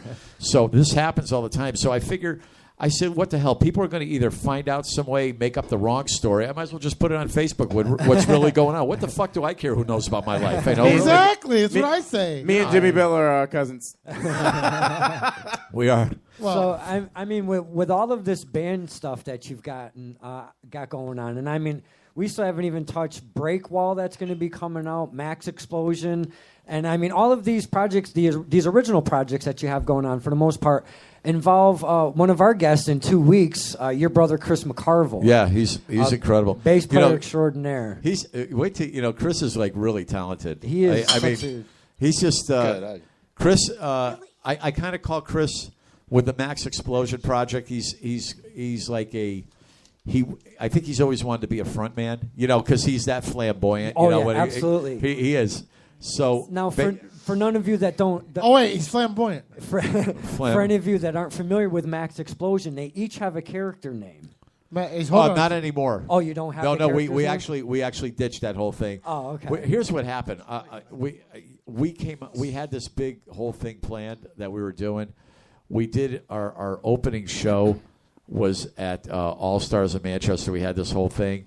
We let a different guy that was supposed to mix us. We let this guy come up and mix us, and the show, besides a big fight that happened with the Hells Angels and somebody out in front of the club, where every police in the state was at All Stars blocking the driveway, there was a big fight there, and the show was a disaster. Our first show. Opening night was a disaster. The sound was horrendous. Wow. That's a house. Chris was a little sick that night. He couldn't get the notes out. So the first show was we were freaking out because we were going like, oh my God, what a terrible start for all the press that we did for it. Yeah, and then I seen that there was like an apology and our next show and stuff like that. But we killed it the next two shows. We did like really good, and recently, we went down to just a 3-piece. The other guitar player, Chuck Beckman, he's just pursuing his own normal stuff. Because basically, Chuck could play guitar, but he was just playing rhythm guitar for me. He was just kind of like, go ahead, I'm sorry. The blonde hair guy. Yeah, no, he was. Wasn't that Chris's guitarist in? He's in in Samurai Cab Company.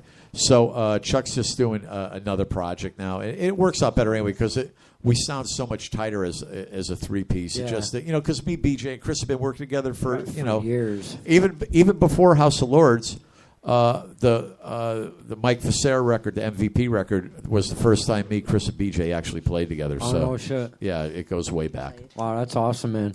Now we've had Freedom's Reign on here. Are you familiar with them guys? Great.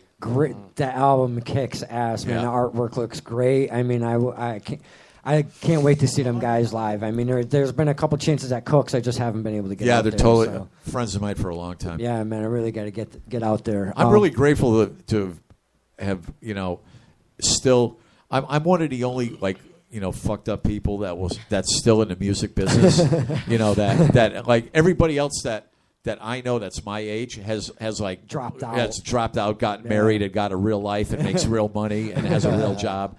But I'm the only one diehard, sick in the head person that continues to, strive for, certain goals and stuff. Those people and that I have a job refuse and to stuff, give it up. I just won't. They're do jealous of you. Okay, like my husband's a drummer. He's jealous. Well, he wishes I don't he know if could do he's his jealous. passion. Well, I'm sure he's not jealous when he's bringing home that nice paycheck, because I don't that know makes about But that's you're the following problem your when you dream. go. You're living your dream. You're living your passion. Right, but you also, a lot of times, you live from paycheck to paycheck, and that's really tough. Sometimes I have amazing weeks, sometimes I have amazing months or stuff, and then other times it's like, oh my God. So you've been what? This guy's trying to Skype in. This guy's trying to Skype in, but he can't. He says you're not online. There's a lot of projects you've been in throughout your career and whatnot, and one of them I'm going to mention because my singer Zoltan Namath. Zoli. That's my singer. Oh, Zoli's in? Yeah, and he I just love chimed Zoli. in over here. He's listening to the show tonight, and he says hi. What's up? Oh my man? God, I love Zoli. And you did a couple tracks, if I'm not mistaken, on that record right behind you, I think. on his album right there, Ready Yeah. to Fire. Yeah. So I've known Zoli for a long. Who the long fuck time. has it? You know, every time Yeah. I mention his name, oh my God, Zoli, man. So yeah, that's So my. does he know about Zoltan having? Zoltan went through prostate himself. Yes, I know. Yeah, and went Yep. under the knife. And no, he called me and talked to me about it and stuff like. I can't believe how many. They say that. I've learned so much about this, even though I refuse to do research. But you can't help to learn. I'm the laziest motherfucker there is. But you can't help to realize they say that every man, if they live long enough, will get prostate cancer. If you live long enough, you will eventually get it. Prostate cancer runs in my family. My grandfather died from it. 2 of my uncles have had their prostates removed. It was just a matter of time. I've had an enlarged prostate since 2006, and it just ended up turning cancerous. So it was one of those things. Well, I had to have it removed. They say everybody's born with cancer. It's just a matter of when it comes out and how you live your life or what. But I'm going through shit though. I'm telling you. I mean, I'm not ashamed to say because women are here in the audience. I mean, in the room with me. It's just like when it. Well, okay. I mean, when a guy gets his prostate out, it takes a while for him to be able to function again. Right. It could take up to a year. And, things are just starting to work again for me a little bit. It's been See, 7 Candace, months. every time he said I can't fuck you, that's the reason. Yeah, because he's got something with his prostate. Just remember my that. prostate is swollen. The thing that people need to know is that if you go for an exam and you catch this early, you can cure it. Yeah, you can it's the stop easy, it. It's the slowest moving cancer. Right. But you need to get that exam. Yeah, you need to get no it matter done. how embarrassed you are, you're not going to remember it afterwards. You Fuck need to get that exam. I'm a Peter Griffin. Ain't nobody sticking No, shit up my ass. My stepfather just died of that. There's 2 of us. I really have to ask you how From Agent Orange. I'm from in the my 30s. No Vietnam one's War. sticking their hand in my ass. You don't have to do it till you're 40. Yeah. I really got to ask you, with all of these projects you do and everything you're involved with, and you're really like right in the heat of the battle right now with your treatments and everything. How in the hell are you able to get up on that stage and do what Jimi Bell does? I mean, well, it's I had my prostate out January 8th. I had a pretty aggressive cancer. Apparently, I asked them. I knew it was going to happen, and I said, Were you "Listen, getting exams regularly? not kind of, but I knew I was going to have to go in because I was." Getting up like 1 million times in a night, pissing and nothing was coming out. It was hurting for me to go. I finally went, and for your PSA level, they say is supposed to be about a 4. Mine was a 22. Holy shit! Yeah, it was off the charts. So they knew something was wrong. They did the biopsy. 3 of the biopsies came back cancerous. Wow. So what they had to do is. They wanted to remove my prostate. I said, "Is there how long can I live if I don't get this operation?" Because I didn't want to not be able to fuck and shit like that. I wanted to be able to, that's a you lot. wouldn't It's if you were dead. So it's right. good. It's a big deal for me though. Still, and I just like the doctor says, Jimmy. He goes, I can't even guarantee you 5 to 10 years. Wow. And so he says, your cancer's pretty aggressive. I need to get it out. The problem that occurred is they took my prostate out, but my cancer was to the outside of my prostate. So when they removed it, they didn't get all the cancer out. So I went for another PSA level, and it was now all of a sudden I had to. Now I've been going through 38 treatments of radiation. 38 treatments of radiation. I go every single day, except for the weekends. But I mean, I'm only there 15 minutes. I go there at 8 o'clock every morning. I lay on this table. This machine circles me. It's like I know I'm being cooked from the inside out. You don't feel anything, because it's radiation. So but you've been doing this for 7 weeks straight? Yeah, I'm on my last 7 right now. So I've done 20 some or no 30. So now, does the radiation take anything, your energy, take anything? The over the past. As of the beginning of July, I've started feeling the effects of the radiation. What's happened to me is, first off, now I'm starting to pee like crazy. They said that was one of the side effects. You might feel a little burning. They said I haven't felt really any burning. You're talking about my 80s. Yeah. Peeing and burning in 3 different directions. Yeah, the only thing, there's no green drip coming out. So, but so I'm getting. I've had that a little bit of side effect. But the only thing is now I get tired. I could actually fall asleep in the afternoon if I have to.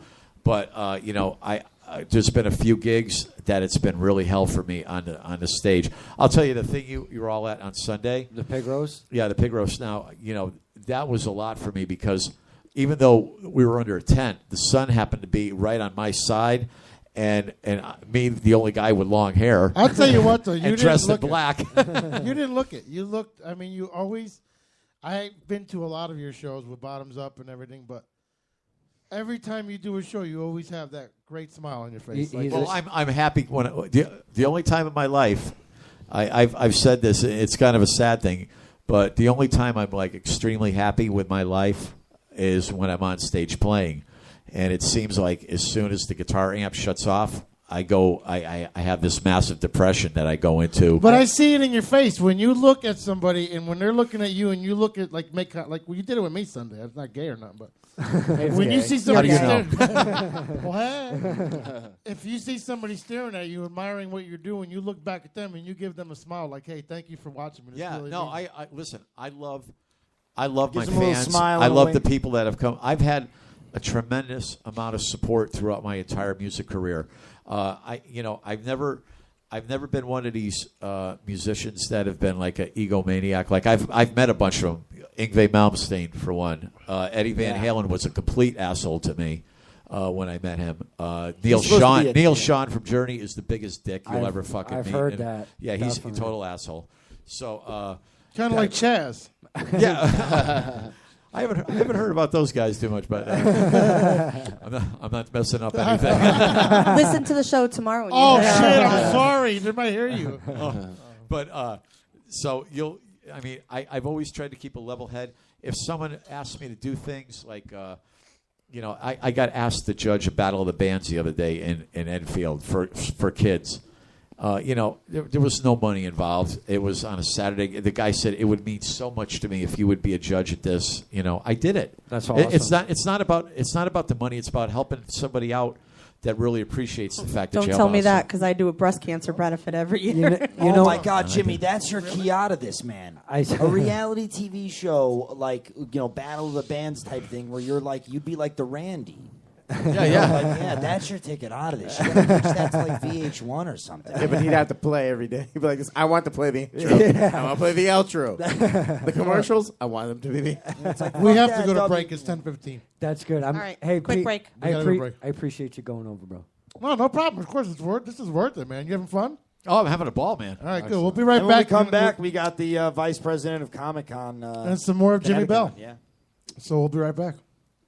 Hi, I'm Henry Winkler. You're listening to Peter Pinhole, and you're lucky.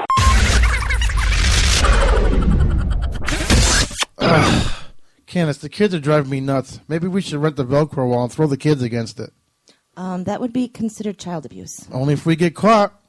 You do realize my mom's a cop, right? Yeah, so what? Okay, how about this? If you're in need of any form of bounce houses, call Jump and Bounce Fun, located in Naugatuck, Connecticut. They have a wide range of bounce houses. They have water slides, boxing rings, joust, all sorts of inflatable outside fun. So give Jump and Bounce a call at 203-490-9059 and tell them that the show sent you. Once again, call Jump and Bounce Fun, serving New Haven, Fairfield, and Hartford counties, and are fully insured. Call Jump and Bounce Fun at 203-490-9059. Also like them on Facebook or hit them up on the web at jumpbouncefun.com.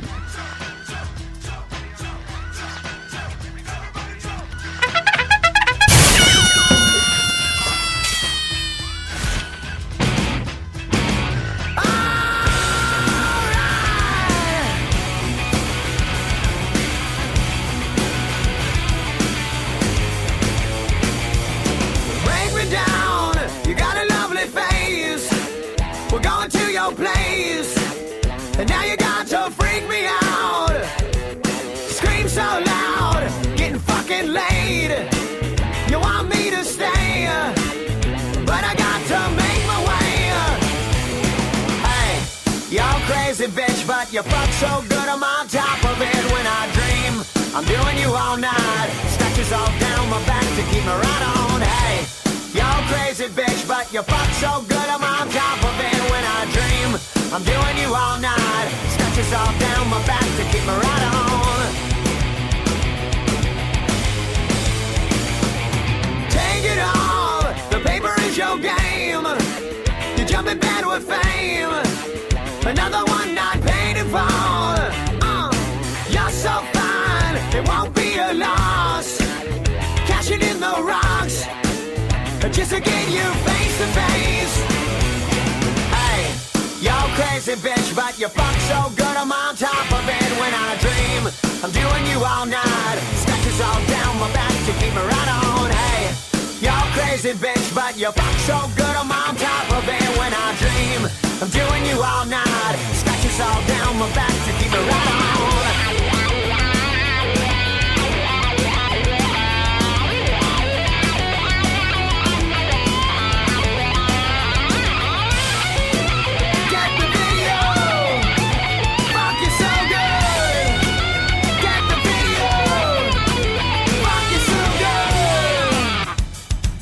Bitch, crazy bitch, crazy bitch. Hey, you're crazy bitch, but you fuck so good I'm on top of it when I dream. I'm doing you all night, scratches all down my back to keep me right on. Hey, you're crazy bitch, but you fuck so good I'm on top of it when I dream. I'm doing you all night, scratches all down my back. Come on, baby girl. You want it all, to be a star you have to go down. Take it off, no need to talk. You're crazy but I like the way you fuck me. Hey, you're crazy bitch but you fuck so good I'm on top of it when I dream. I'm doing you all night, scratches all down my back to keep me right on. Hey, you're crazy bitch, but you fuck so good I'm on top of it when I dream. I'm doing you all night, scratches all down my back to keep me right on. You keep me right on. You're crazy, but I like the way you fuck me.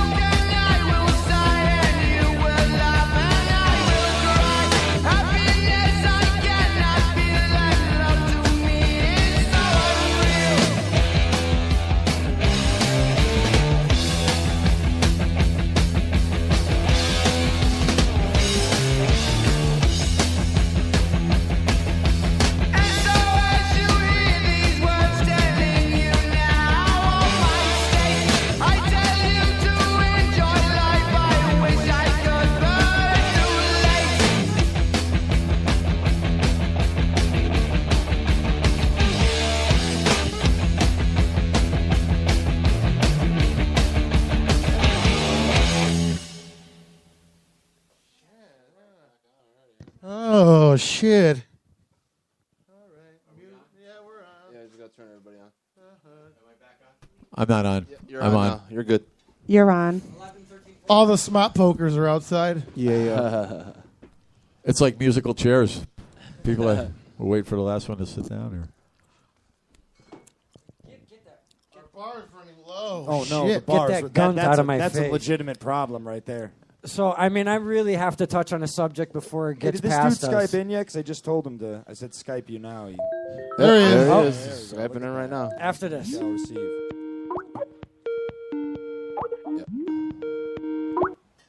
Yellow, Dr. Yoshi. Hello. Hi. Yes, Dr. Yoshi, or you could just call me by my real name. You know which is- what? Not to make funny or anything, but you definitely sound like a comic guy. I was saying, yes, hey, what's up, Rye? It's Zach. I'm the gentleman that spoke with Leo and set this wonderful interview up. And Your video's off, buddy, by the way. Well, yeah, that's because I have my webcam put away. Okay. You don't want to see me right now. Let me guess, you got a microphone in your hand and it's not made of metal. It's a working microphone, so that's a start. yeah, so as you can imagine, we're kind of like a comedy show here. I just want to give you a second to plug the Kineticon real quick. I believe it's kineticon.org is where you can find all the information. Absolutely. Kineticon.org is the place you want to go. We also have a Twitter, which is Kineticon, and a Tumblr for all those super nerds out there, which is ctcon.tumblr.com. Yeah, I read a lot of incest stories when I beat off on Tumblr. Yeah, it's kind of questionable what Tumblr is actually for. Tumblr is first to admit that. Tumblr is for nerds like me that go on there who try to find things that most nerds will try to find, which are boobies. Pretty much it amounts to breasts of various sizes and shapes, either for comic purposes or for masturbation. But so, Ryan, who's going to be at the convention this weekend? Oh, we have a huge lineup, actually. We always have some great guests at Kineticon, but this particular year, we actually reached out into the sci-fi industry. So I don't know if you're familiar with Battlestar Galactica. What's your name, by the way? I'm sorry. I'm Ryan. Right. You sound like Microsoft, what's his name, when I type into the keyboard and it sounds like this. I hope I don't sound like that. You do. You do. Sorry. Did I mention that I have to be on stage for like the next 4 days? So if you're telling me I sound like a Microsoft paperclip, It's more like It's a like speak a and spell. GPS. It's more like a speak and spell. Like I want to press buttons. Can you recite that mechanical? Can you recite this? Can you recite this one line for me? Take a right on Main Street. Take a right on Main Street. Bro, I'm sorry. I got to side with these guys on this. Buffering. But so who's going to be at the Uh, convention this If weekend? you know anything about Battlestar Galactica, those are some of our biggest guests this year, such as Michael Trucco. And we did have Nikki Klein, but she unfortunately is off doing her new show, so she will not be here, which is unfortunate. So we're wishing her the best of luck, though. Also, I from don't Star- screw her for failing. I want her to come back. Bitch. If you watch the show, she lost her baby because it gets shot out the space station. So Well, good. She, I guess, gets... I've Battlestar Galactica. Yeah, no, I've seen that. It's quite horrifying. Wait a minute. This is Don's when he loses his minutes on his phone. Hi, you are now 10 minutes away from losing your phone. Please reload your track phone now. Press star to reload now. And Ryan, I have to admit, I'm quite excited to talk to Marina Sirtis, better known as Counselor Deanna Troy. From Star Trek yes. Next I was Generation. just about to bring her up too. Oh, I because can't wait to hear her voice. Holy shit. she's a sassy little lady. Oh. She's very interesting. So she will be there. Sassy indeed. Just very Yeah. sassy. Oh yeah, Sassy like tortillas with cheese on it. Now, dude, that's a good question. Does she even eat tortillas with cheese? Listen, we got to These put that on actors. the list, man. Let me ask that one. Can we ask questions that are like similar to that Family Guy episode? Like, I have dry sponges and they often smell. Like, what should I do about this, Patrick? I was hoping we could ask If you want her. to, go for it. We'll see what I can come up with on the spot. Yeah, I just want to come up with questions like that. Like, I Hey, have an artesian He sounds well. like a computer George Takei. But make sure you get the fucking soundbite before you piss her off. I will. I promise. I promise. I love your penis. I've actually met George Takei before. He was the judge of the most beautiful cock competition, of He which felt I his won. penis. Yes. Yes. Fondled my junk. And George Takei. Oh, really? Well, I'm not surprised. Yeah. Did you see this? About did you see Zach? the crap they post on Facebook? Oh, my sentiments exactly. I was shocked. I thought the guy was straight as an arrow.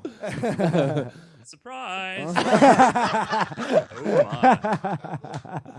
And so, just real quick before we finish this up, I just want to ask you. It says that you're like the president or vice president of cosplay. What exactly Oh is my that? goodness. Okay, so I'm actually the vice president of Kineticon itself, but I do assist in the cosplay department, which is all that costuming fun stuff. Yeah, they have events too, which are super fun and awesome for the people that are really into it. People just dress up as their favorite characters and then will act as them in shows such as The Masquerade, which is kind of like a talent show of kinds. And then they have Human Chess where they battle, and Deathmatch where they also battle, and Battleship where they also battle. They really like fighting each other. Guess so. They like. Hey, hang on a second. Hang on. Sweet Christmas. Hang on, Martin. Oh, take a good look, fat man. And while you're at it, take pictures so I'll have something to bring to court, you wretched, filthy pervert.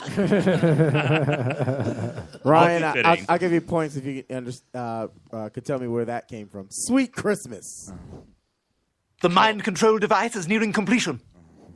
Come on. The mind Obviously control device. Family Guy. The I'm mind not- control device is. I've been a bawdy little monkey. No, I'm not talking about that. I'm talking about the phrase "sweet Christmas." Black superhero. Come on. Oh, Well, first of all, you said black superhero. He would have said sweet Kwanzaa. Licked wouldn't hot say chocolate sweet- from Santa's beard. Power Man, Luke Cage. Come on, man. It is. Oh, you're right. It is Luke Cage, isn't it? Yes, you're supposed to be king of Oh, the yeah, because nerds. he's such a prominent superhero. You know what this reminds me of? I was listening to Stern today. It was Geek Week, and they had clips of people, and they're like, what are you dressed as? And he's like, composite Superman. And they're like, what's that? And the guy, honestly, in response to the question, who's that, said, ugh. Like, he was like, how do you not know who composite fucking Superman is? Like, you know, I mean. So I got my rental car this weekend to go on my trip, and it was a Dodge, and it was an Avenger. And the only reason why I picked that out of all the things Because because it I was- just wanted to say Avenger. Avenger. You realized you didn't want the car, and you're sitting there like, oh. Were you hoping that when you put OnStar, Tony Stark would come on? Yeah, exactly. I have to know, man, have you ever had sex in one of the costumes? Did you furry it? With your, not with No, yourself. not a furry. I'm saying like dressed as like, you know, a samurai, whatever sort of costume, Yeah, but I whatever always call it, cosplay. did you furry No, it? furries are when you dress. Honestly, Furries no. are, The answer is okay. no. Most people do.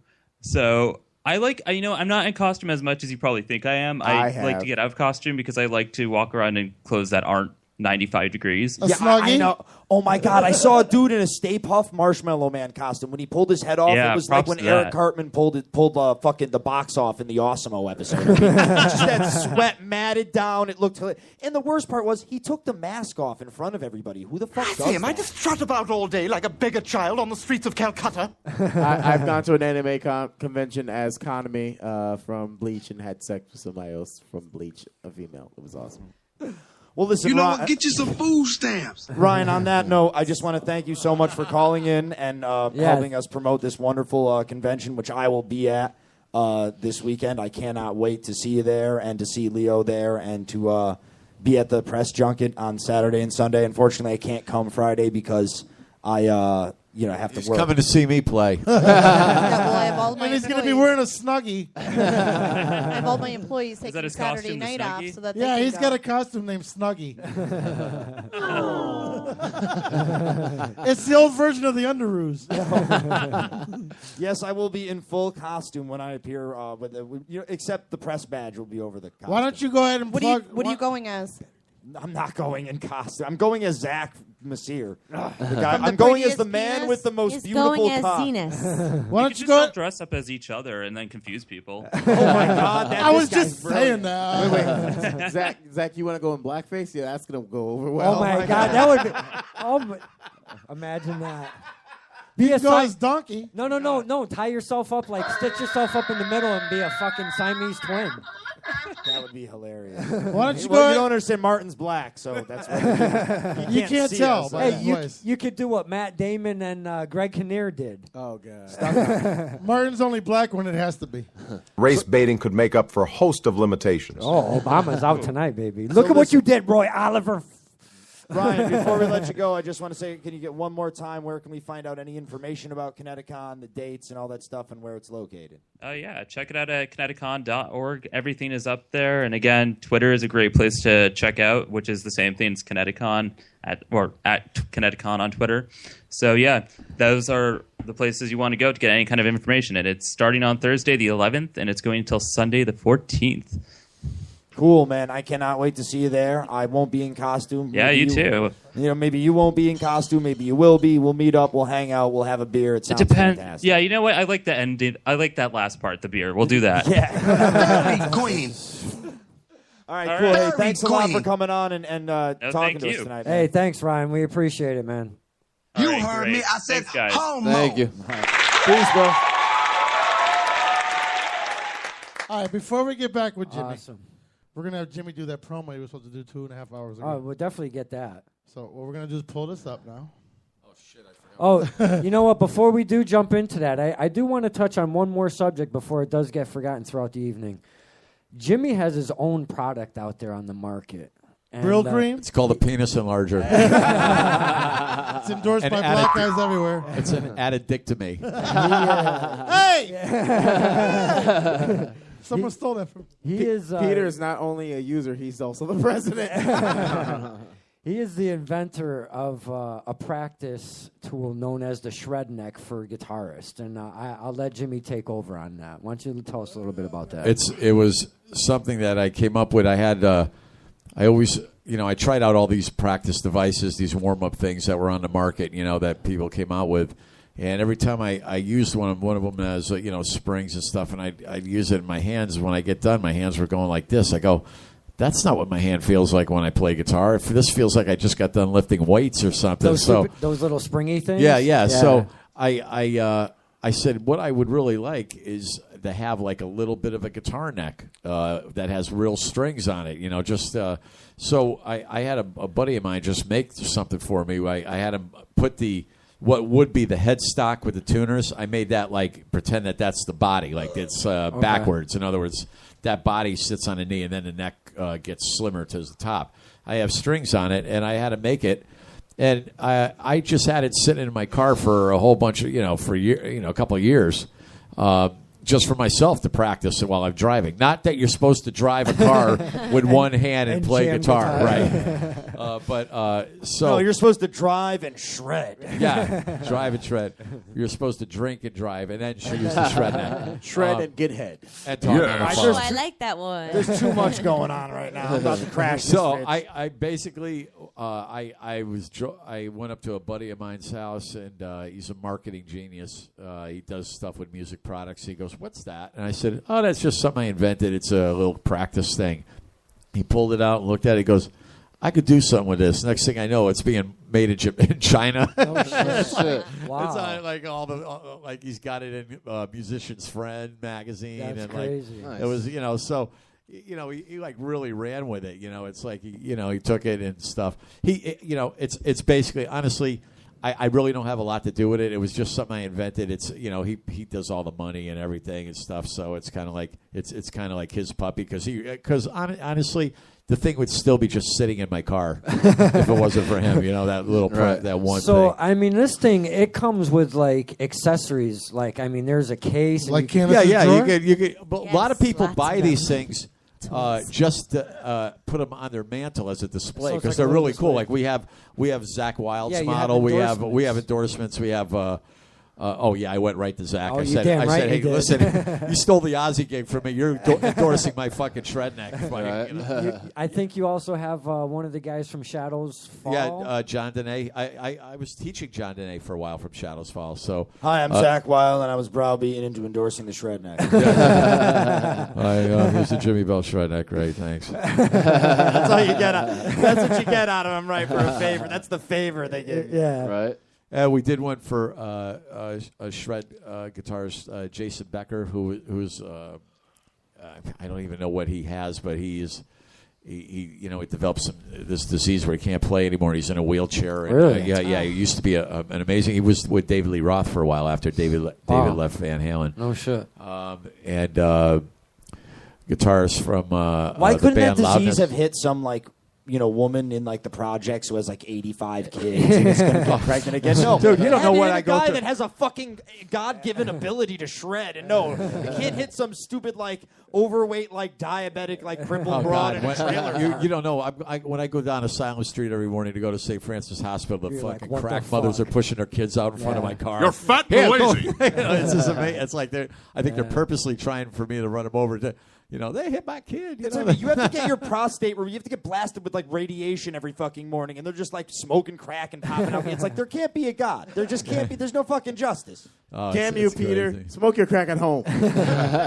So before we get into this soundbite, I want to ask you one more thing. I've heard some of your interviews with Mike Caroli. You guys have been had a great relationship over the years. Yeah, Mike from CCC out is of great. WCCC, man, and I've always heard him ask you the same question, is always in the same interview. So I'm gonna just throw it out there for people that have not heard it or that are tuning in now, or AJ. There's something that we haven't asked, and he asked you one time, what do you do before a show? And I've heard you answer this the same all times. What do I do before I practice? Yes. Nonstop. Well, here's the deal. If I'm doing a show that night, the guitar is in my hand from pretty much from the time I wake up in the morning. I'll practice most of the day. As soon as I get to the gig, I will practice right up till showtime. I will play the show, and if the band takes a break, I practice all during the break, and then I'll play the last set, and that's when the guitar gets put away. No shit. I've conditioned. Wow. Here's the thing: it's a mental thing, and I wish I never did it because I conditioned myself to think that I have to practice that much. Wow. It's like you'll very rarely not see me with the guitar in my hand on a break. It's only to go take a piss or something like that. That's the only time you won't see the guitar. Actually, I've walked into the bathroom with the guitar too, so sometimes I don't even put it down for that. Jimmy, as a wise samurai once said, there is backsplash. It's a perishable skill, so you must keep it honed like the blade. You know, keep it honed. Wow, that's crazy. Do you sex with it too? Don, do you remember being at the Brad Garrett? Oh, I absolutely do. Actually, I was saying that myself and Lynn, I got her. So we did a Secret Santa at work, and the previous year I took her to a show and ended up being 3 Days Grace, Seether, and Breaking Benjamin. With Fear of the State, ended up winning a contest and opened up the show. And we had such a great time, and it just happened again that the next year I picked her for Secret Santa again. So I ended up taking her to go see Brad Garrett, and you were down there with your girl. My ex-wife. Yes, and for some reason she decided to stand up and chat. That she was. So she wasn't sitting with me. conversation. We had her and one of her friends sitting down. I was with my buddy, and we let them go down in front. And of course, she had to get up and stand up and talk. And do you know who he is? I was like, what? And she goes, My husband's a really great guitarist or something like that. And they go, and then Jimi Bell. And I'm going like, oh. I was like sinking in the chair. I really was. I was doing one of those things where I started going down like this. And then he goes, stand up. So I didn't stand. I just kind of raised my hand. And then he asks him, he was like, so you're a great guitarist, huh? And he's like, yeah. And he goes, so who do you play with? He's like, I play with Earth. He's like, Dirt? Did you say No, Dirt? no. I told him. I said I played with. I was trying to say members of Sabbath, and because I was thinking I thought of Geezer Butler right away, so I was going. I played with Sabbath, and he was. What are you, religious or something? You're lucky, Dan. When you're on the spot. Who is he? And Don's like rattling everything off. You're lucky Dan Stack ain't here today. Yeah, I filled Lynn in about 10 seconds who Jimi Bell was, like in a quick hurry. That's all right. Well, you know what? Jimmy's been around for many years, and he's like we were talking about before. You give back as much as you can, and every band that I have in here and musicians, I always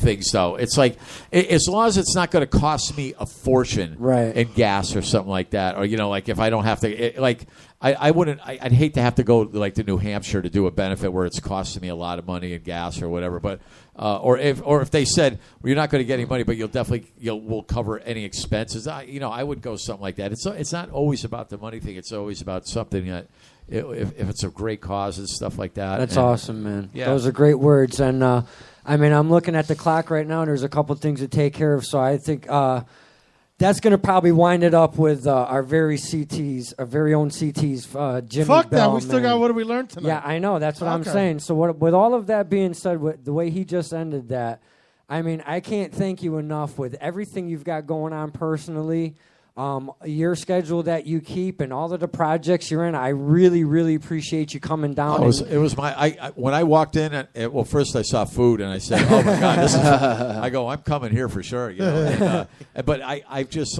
this was like one of the coolest things I've ever done because, like I said, I do most of my live radio that I do. Is always over the phone. I did a couple of them I did them with Europe a bunch of times. The one that I do every Wednesday. Wait, the band Europe? Well, yeah, no, it just it's be like the final. Dude, sweet. But you noticed when you said that to me Sunday and all the conversations we had on Facebook, and you were like, well, what do I do? And I wouldn't give up, and I wouldn't be like, well, you got to come here. You got to come here. And you were like, Sunday to me, you were like, well, most of the phone interviews I do, or most of the radio shows I do around the phone, I'm like, yeah, but it's good to come to the show. No. I wasn't trying to get you on the phone. No, I would have been missing out if I didn't come here and do this. Well, we really appreciate and if you can help us out and just tell people, we've had amazing bands. Pragmatic was just on. We've had Freedom's Reign. If you could just tell people, look, if this fucking big-headed Portuguese guy comes up to you and says, be on my show, be on it. Because absolutely. It doesn't sound as big as it is, but when you get there, it's so comfortable, and it does get out there. If you could, I'll blow him. Chris McCarville will love that. I love him because we help each other. What are you, gay? Of course, we want to have big names on here, but we always thought that having the locals and supporting locals is great, and now that we're getting bigger and having people like you on, and we have. Well, what's good though too is that we did a lot of talking and there was a lot of cool things going on. At least when Chris comes on now, I didn't blow the Max Explosion thing. No, actually we didn't. So he has some material. He'll be able to play. He'll go through the whole Max Explosion thing. So should we end the show with a Max Explosion? Yeah, you know what? Fuck Chris. All right, so this is what we're gonna do. We're gonna do the sound bite. We're gonna do what we learned, and we're gonna end with a song. Absolutely. How's that? Let's squeeze that in. So what we're gonna do is ask Jimmy to say whatever he wants to say, but it has to say PPRN or Peter Pinner Radio Network or whatever. So the Peter Pinner. Peter. Hi, this is Jimi Bell. You're now listening to PPRN or the Peter Pinner. PPRN, I like that. Yeah, PPRN is straight. So I'm gonna count to 3, and then we're gonna do it, and probably take 15 takes. Hey, and don't forget, it's free flow, so say whatever you want. Say whatever you want. Exactly. Whatever the fuck you want. So 3, 2, 1. This is Jimmy. Oh, wait. You douche. Hold on. Take 2 because of Peter. Really? Off of you, motherfucker? Right, Just Peter being Peter. All right, 3, 2, 1. This is Jimi Bell from House of Lords. You are listening to the greatest radio station, the PPRN network. This thing fucking rocks. Nice. That's perfect, dude. All right, let's hear it. Awesome. Hold on, ready? This is Jimi Bell from House of Lords. You are listening to the greatest radio station, the PPRN network. This thing fucking rocks. That was all sexy and shit. That was one take. Was that a good for one take? That was good. Cool. Goosebumps. That was very cool. No, that was perfect. No, you know how it is, bro. We're going to make you do it about 50 times, and then just use it. And then we're just going to use the fucking first one. Well, again, man, I can't thank you enough for taking the time out of your schedule and doing what you do and coming down and hanging with the silliness. Hey, tonight, I really didn't even think I was going to make the 3 hours because I said, I know I got to get up for radiation, but there was a blast, man. Awesome, man. And I recommend this to anybody. To come you like the comic book talk the most, didn't you? I made a new black friend. You finally tell someone you got a black friend. Like, I shred and I have a black friend. Wait. I'm going to bring him around with me everywhere. Or are black people invisible to you, you racist bastard? Hold on, ready? And This is Jimi Bell from House of Lords. You are listening to the greatest radio station, the PPRN network. This thing fucking rocks. Nice. Yeah. That's perfect. That was in one shot. That's my favorite one. Thank you so Peter much, trying to David. rock out. So for everybody that is listening right now, we will have this available. You can download it anytime. You just go right to Spreaker.com. You search the Peter Pinot Radio Network. We're going to have it on Jimi Bell's Facebook page tonight, and you can download it. You can put it on your phone, your iPad, your fucking portable vibrator, whatever will accept an MP3 format. Will it go on your track phone? It's also on our Facebook page and every one of our Facebook pages as well. Absolutely. And you did say this will be on PLR's page tomorrow? Yes. Most likely, yeah. If you Most listen to it, likely. you'll hear And something. It's funny. And what you have you say learned that. tonight? It's funny you say that because I think they're going to open up with You the know, he's been booked for an interview tomorrow on PL. He'll be on Chaz and AJ tomorrow That's morning. okay. We had him first. They're going to open as this usual. It's funny you say that because, you know, you take this little podcast that we do out of our thing, Bedroom? out of our whatever, Let's out go. of our basement, and when you walk in and someone is well in Don's eyes and everybody, Dude, he's a legend, bro. he's a I mean, what legend, can and you that- say? and from what I've seen of you, and you hear people say, like, especially like Mike Labertino, like you guys are going to do it, and for you to walk in. But the biggest, greatest feeling in the world is when you're driving to work in the morning, and you listen to another radio show, and it does excerpts of your show. Yeah. You know, like at the end of the night or the end of their day, it's like, what did you learn today? Now, if you go back and listen to our show and listen to their show, our show's dated, theirs isn't. You're going to hear, what did you learn today first from us? But the thing is we know they're listening to us, and I'm not going to make fun of them. I'm going to actually applaud them. Well, Because Pete, if you we're know- that funny to use our stuff, You know what they're I going to love it. do is they're going to start their show with the Miz's theme song tomorrow. Is Oh, what they're going to do. yeah. That would be great. Jimmy You're knows. about to get a call from PLR. Jimmy knows this feeling. It's the same, tickle he gets, down there every time he hears Master of Insanity played by Black Sabbath. Black And then, Sabbath. every time you hear them, you're like, oh, it's so great that Dio's playing my song, like, without paying me a fucking dime. It's like they stole my shit. It's like, that's got to be horrifying, man. To like just watch thieves like in front of you, like they're dancing probably in a fucking. Oh my god, I would have killed him. I would have killed him. All right, so at the end of the show, what we do is we do a little thing called "What Did You Learn Tonight?" What did we learn? What did we learn? And we used to go this way, but Danny's Danny's gets been upset, talking all night, and so- he'll pull a blade on a motherfucker. So I don't even want to get into that. He's part Mexican. So we start. Oh, no, I'm not. So we start from Danny, and we work our way around the table. Well, we're running out of time, so I'm just gonna make a quick. No, we're good. Well, we started anyways, late. Jimmy, I appreciate you coming. Thank you. Actually got, like I said, Pete and I, started this a long time ago, and we actually always get goosebumps when, great people come in. I learned that you were a phenomenal guitarist. It's a total pleasure. It was Definitely, all mine, we definitely truly. appreciate it. And we got it on tape now, so And we got it on- yeah, we right. can't go on Smith and Barber tomorrow, or whatever tomorrow, and say that guy sucked. Right. He just said we're the greatest. He said it. Exactly. And I'll get canned for my radio show tomorrow. And I definitely learned. Oh, that- that's right. And I definitely learned that the show is growing big time, and it's a great feeling. Yeah, man. From where we started, it's a great feeling. Absolutely. Zach, what'd you learn? I learned that unfortunately Mark O'Mara was unavailable tonight, the defense attorney for George Zimmerman, and he will be calling in tomorrow. So save your questions about the George Zimmerman trial for him tomorrow. Can you believe I got this guy to call in? He's going to sound remarkably like Pete through a megaphone. Well, I got P, but not through a megaphone. Well, my friend was like, "How did you get Mark O'Mara?" And I'm like, the same way that Howard Stern got President Obama to blame all of America's problems on the Jews. You know what I mean? It's- What do you got over there, donkey? Donkey. Hold on. There you go. Love that.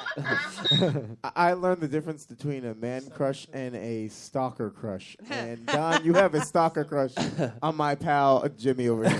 Johnson, back in '88, you played CBGB. Then in '87, you were on tour with Ice and Earth. He was and like, then back in '73, you were eating a cracker. How did you know? I was in the bushes with my dick out. Do you know the your only first pube when you were 10? I saw that. Like, this guy knows everything about you. It's the sick. only thing that I had to read upon tonight was his endorsements. Other than that, that's all I had to read tonight. I knew everything else. That is scary. But you didn't mention that he had a radio show in Florida. I got that one. I seen it, but I did not mention it. I did not. That's mention what I it. learned. I learned that you know more about me than I Wait, save it. Wait, you done? All right, what you learn? That's what I learned. That somebody knows more about me than I know about myself. Donnie's our stalker. That's all right. Yeah, Jimmy comes up with stories, and Don's like, no, actually, it didn't happen like that, Jimmy. I was there. Don's our music extraordinaire guy. Yes, exactly. He shuts me up every Tuesday. And Don, just for you. Stalker. That's 4 times tonight, Daniel. So what you Love learned? you, baby. What you learned Love tonight, you, Jim? love That's you. it? That's all you learned? I learned that you really know more about my life. You brought up things that I kind of forgot about and everything. That's great that you actually did so much research and stuff. And plus, on top of it, I didn't know anything this cool was in Woket. Yeah. Have you seen the chicks here? It's because they have a black guy. No, that's what's cool about It Woket. says it right here, black man. Well, I knew there was a black person that was going to be sitting next to me because they have it labeled right here. What happens is That's what's cool about Woket. You know where every black person is. At this table. What happens is you always try to keep your eyes on the stars, and Jimmy Bell just happens to be one of them guys that has kind of touched that stardom, and everybody in this area that knows Jimmy. I'm about to cry here. I'm telling you, man. Everybody that knows Jimmy, man, you go to see. You know what, Jimmy? You didn't know this thing about Danny. Don. He's famous also. He has a movie called Shaving Ryan's Piano, yeah. It's out on VHS. Beautiful. It's a 70s porn. But you know how you know baseball stats? I just know guys who've been in different bands. No, Don and doesn't whatnot. guys. You know, I was in a movie. I got to tell. Yeah, he told us that. With Michael J. Fox. Yeah, He told us that too. Now, I also remember the name of the band that it was Joint Forces at the time. Yes. But you guys were called the Huns in the In the movie. yes, Yeah. we were the Huns. He told us that before you got here. This dude was typing in shit. You should, Stalker. You should have seen the party for that in New York City at the Hard Rock Cafe. We get out of the limousine. Do I have a quick second? Yeah. We get out of the limousine. And we're standing on the red carpet. You know, they had the red, and there's like all these people all lined up all up and down the streets of New York around the Hard Rock Cafe, all these photographers. And we're just kind of like, we get out of the limo, we're just standing there looking around going, what the fuck is this? So someone yells out, hey, who are you guys? And we go, we're Joint Forces. And then somebody goes, Joint Forces, they were the Huns in the movie. Then all of a sudden, all these cameras were started going off like a million flashes all over the place. And then they said, somebody yells, hey, Joint Forces, People Magazine over here. So we all turned to People Magazine. I would have been like this. Yeah, dude, I got a legitimate question for you, though. If that movie had been huge, you guys would have changed your name to the Huns. If that movie had been massive, I would have changed my name to the dipshits. Yeah, exactly. If that movie had been like massive, like Top Gun massive, the soundtrack sold like 2 million, you would have been like, we're the Huns guys. I don't care what the fuck you're saying. You know what the problem with that whole movie is? People don't want to can't accept Michael J. Fox in a serious role. It's hard. They are so used to him doing Back to the Future and at the and time the Family Family Ties Ties. and whatever. He had this cute comical kid thing about him. He was trying to be serious in this role. He did a good job. And he actually played guitar in that movie. Not like Back to the Future. He didn't play in Back to the Future, but he actually played guitar in that movie. Oh, but he disappeared in I Back to sat the with him Future. at lunch. He was shaking too and, much. and everything. Michael J. Fox was one of the nicest people you could awesome. ever meet. Yeah, he was very cool. So before we get to Lynn, why did Joint Forces have to change their name to the Huns in the movie?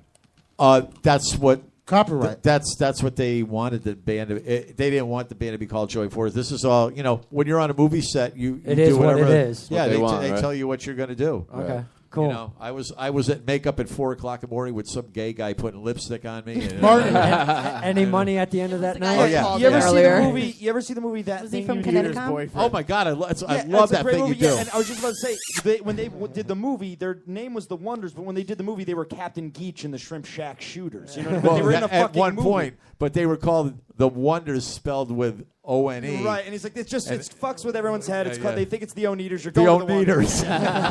Tom Hanks is like, it fucks with everyone's head. They don't get it. They can't. It's stupid. You're just the Wonders. W-O. That's a great. It. If you've ever seen that thing, you do. It's a typical Yeah. story of a band. Tom Hanks is in it. It's a band that has one hit. One-hit wonder. And then they disappear off the scene, but they're one-hit wonders. That's what It's an That's awesome crazy. classic. One of Tom Hanks' best films, very unknown. What'd you learn tonight, Lynn?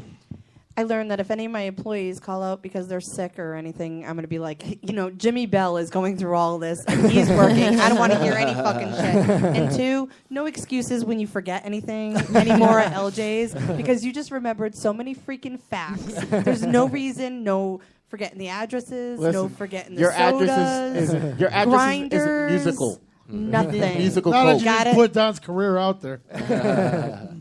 We're good. We're As good. a brain surgeon, Don. We're good. What'd you Go learn ahead, tonight, Candace. baby? I learned Jimmy needs to stop at the Woolgate Police Department and pick up a restraining order on Don. That's a good one. Classic. No, on a real note, I learned Jimmy. I heard you Sunday. You're amazing. So keep Thank it you. up. The other thing I learned is I have to figure out how to avoid that detour that with the Oh, bridge I know, out it's down terrible. at the bottom. I should have had Pete tell you about it. That's What- all right. what It- detour? It's all closed up. It's all closed yeah, off. That's why I took It's all- I was really here at 7:30 on the nose. If it wasn't for the fact that all of a sudden I get there, 20-minute detour. the bridge was closed and I had to go like 3 miles out. Oh, of the you way. came up from Stellington Mountain? Yeah, that's Yeah. how my GPS took me. So, right. Is there another way? No. No. Well, Well, if you not go yet. through there's Bristol, always you're going another to way. Weathersfield, right? Yeah, I'm going back to You Weathersfield. can go through Bristol down the new 72. Oh, that's true. Oh. It's Catch right to 84. Where is 72 close? Follow to here? Lynn. She'll bring you right to Yep, the she's 72. going right to 72. Right? You can Are you going to 72? Well, I'm going all the way into Bristol. Where can you pick up 72? 72 at the 69. bicycle shop, right? Right off of Route 6. Right off of Route 6. Okay. Yep. Right up Route 6. All right. What he's going to do is you come down the mountain, and then you take that right and that left real quick, and then the bicycle shop's on your right with that light. I know where CT Bike is. All right. Well, Right. if you take that right, it brings them to Aldi's. Aldi's. Are you I know really where- I giving know- me I know exactly directions where in all these is. Bristol? Yeah. Right there, that's 72. That's Yeah, 72 from, right there. From Aldi's out. That's the best way to go instead of over here. Yeah. Okay, cool. So Now I could find my way home. okay, Dorothy. Don, what'd you learn tonight, buddy? I- All right, and my turn. All right, that's good. Hey, thanks. We know all what Don learned tonight. She's stalking. What did we learn from Don tonight? No, you know what I learned tonight? Everything. There was a different vibe tonight, no matter where it came from tonight. It was really almost perfect tonight. Yeah. I really appreciate everybody tonight, man. This was an awesome show. I agree. Definitely was. I mean, from all Great around. show. Thanks, Jimmy. It man. was. You were a kick-ass guest. It was great. My from comic top book to guy bottom. was solid, but I think you did a little bit better. I think the comic book guy too, but he did sound like that. What you said. GPS. When he did that turn right here, I was like, It oh was my perfect. god. Oh my God. You know right now he's on Xbox Live going, I was just on a radio show. Those guys were not funny. This guy's gonna see me on Friday. And be like, what the fuck, man? Like, Recalculating. Who's the guy in Family Guy that Recalculating. is in a wheelchair the that talks wheelchair that talks with the boxer? You guys are. I also learned. rebuffering. I also learned that we didn't nearly get in is enough material, and there's so much more that if Jimmy would ever. Well, you told me I was on 2 weeks in a row. You can. No, you come back. Oh, No, no, man. Don, let me finish this Oh, yeah, sentence come for you. back You know what? next week. There's so much more Why that does- you need who's to he tell co- him about his life. Why doesn't he come with his other guy? That is so much more you need to tell me about myself. Why doesn't he come with Chris? Actually, you know what? You Chris should come with Chris. Chris has enough personality to take every one of us and box it into one person. And if you want to come back in 2 weeks and you're bored sitting at home, or if you got nothing going on, come that on would on. be great. Come on Nice. with Yeah, Chris. that would be Go great. with Chris. You should have me, Chris, and BJ on sometime hey, because if BJ's got. I mean, can't because BJ if you keep saying You can bring BJ the BJ. whole entire If time, you I'm can- gonna giggle if every you single can- Well, time. these guys, you got to understand. BJ and Chris have been out with Dokken, and Yeah, I know. They've BJ's got- played with Ingve. He's they've played got a with a lot lot to- of I people. guarantee you, if you come with BJ, you'll leave with one. They've got. All right. I know. I know you guys as a group can talk about Don. like, all sorts. Dude, that would be awesome. I was thinking if- Don or Pete. All right, guys, on that note, I'm leaving. I got to get out of here. All right, I'm not giving up my seat though. Right here. Yeah, got a man. buddy. You're safe next to the black guy. Yes, I am. Hey, really nice meeting you too. Are we off the air? He's No. got, No, we're he's still got going. to- We're he's still got to going. hit the methadone Yeah. clip. I He's also, got an ankle bracelet on, so he's got to go. Okay. Cankle bracelet. Ankle. cankle. There's no fat on that fucker. No, I just I really appreciate your time coming down, man. No That problem. Was awesome, man. All It of was- us it do, was yeah. very It was That was a cool. lot of Amazing fun. Definitely. That's it for me, man. Thank you. I had a great time. What I learned tonight. Candace can get Danny to buy beer. Danny. Oh, so that was fucking. No. That was a fuck up. No. I'm running late. I had to stay home. I had papers coming. What else did I learn? That Zach definitely has some fucking weird ass friends. Yes. He has friends that are GP. I think he programmed Siri into his phone to call us into that shit. Oh shit! You know what? I forgot to grab my guitar. I got a Dean guitar. I wanted. Where's he going? We're still on the air. Yeah, that's all right. I wanted to get a guitar. He has to get away before Don rapes him. I learned that Martin can still rock out with his cock out like a faggot. That's why you were looking, right? Dude, and I'm the fag. You so gave that song up, but it was nice. It was cool. But I'm the fag. He's the one that's looking. He's like, Martin's rocking out. Oh, nice. I'm glad you can whiten it up. I also learned that Jimmy is talking to him, trying to get him on the show. I learned that he's a really, really down-to-earth kind of guy who's not about the bullshit, and he's very cordial. Every time we talk to him, you never get that fake feeling from him, like when I met him at Shamrock that night, and he looked at me like it was the first time he's ever saw a piece of bread, and I said, I'm Peter Pin. I was like, hey, man, how you doing? I remember you. And it was nice, and he kept in touch, and we did a thing, and that's what's great about having bands come on that are really genuine about themselves. You can be a band and be as big as you want, but you're not as big as your fans. Right. And you're not as big as the people that promote you. And you're not as big as Peter's head. And I want to give a nice round of applause for Jimmy for being that cordial. Gentleman. Thank you so much. Yeah, man. I appreciate it. That cordial gentleman, because that day I said to Don, I called Don like 2 minutes after I talked to you. He said, dude, we just got Jimmy Bell on the show. No. Oh, never mind. Go No, ahead. yeah, say what I said. I don't remember. No, actually, it was for something. No, keep going. I'm sorry. I'm like, dude, we just got Jimmy Bell on the show, but I'm still going to stick to that rule. I'm only going to ask him once. If he doesn't reply, fuck him. It sounds like this. He'll be home here. He'll be eating this. I tell everybody seriously when you ask me to do things like this, I've got so much shit going on that and you guys you don't bug me if you keep asking me. That's not a problem because No. I'll forget things, and if you got to really just. The thing is not asking you once, and like if I said like that, and I said, Jimmy, be on the show. You said, yeah, I know it was busy. So I messaged you. You messaged me back saying, I'm busy, blah, blah, blah. I got this, I got that going on. And you mentioned a couple other things I don't want to get personal with. But you kept in touch. That's what's important. Right. When I say be on the show and you're like, well, let me check with my people and I'll call you back. Fuck your people. You're from Connecticut. You ain't got people. I ain't got no people. What am I going to check with my mom? Yeah, exactly. Hey, so, Mom, can I do this radio show? Right. I would rather you say, you know what, fuck you, you're small, I hate you, blah, blah, blah, or I've heard about it. Just look, be honest. That's all we ask. And you were great, and you were cordial, and you are a true gentleman. Thank you. I really, really had an awesome time. Awesome, really man. Appreciate it. So, I mean, if you want to pop in on the Chris McCarville show, I mean, you're more than welcome. I mean, you can blindside him from the left if you want. I might come in the middle of it. Yeah, man. Shove my dick in his ear. Or Yeah, something. there's nothing wrong with that. There's nothing wrong with You that. could teabag him if you want. I also learned that Candace and Lynn are the greatest hairdressers in the world. They did each During the other's show. hair. Yeah, they did each other's hair. I pulled both of their hair at the same time just for good. I also learned that Don definitely does do his research, and he stumped. Yeah, go ahead. Don actually stumped the guest. Well, I am always. I know he was like, "Oh, I forgot I even did that." Thanks for the reminder. It was a great time. I'm glad that you did your homework and our little talk this afternoon. Perfect. It worked. Right? It worked. And Perfect. tonight, everybody was well behaved. Do you know this was the first time we've really introduced somebody or interviewed? No. somebody? We actually had a smidge of any kind of meeting outside the original round table. Right. Me and Pete talked for 32 minutes today. I counted. Yeah, I looked at it. I go, holy fuck me.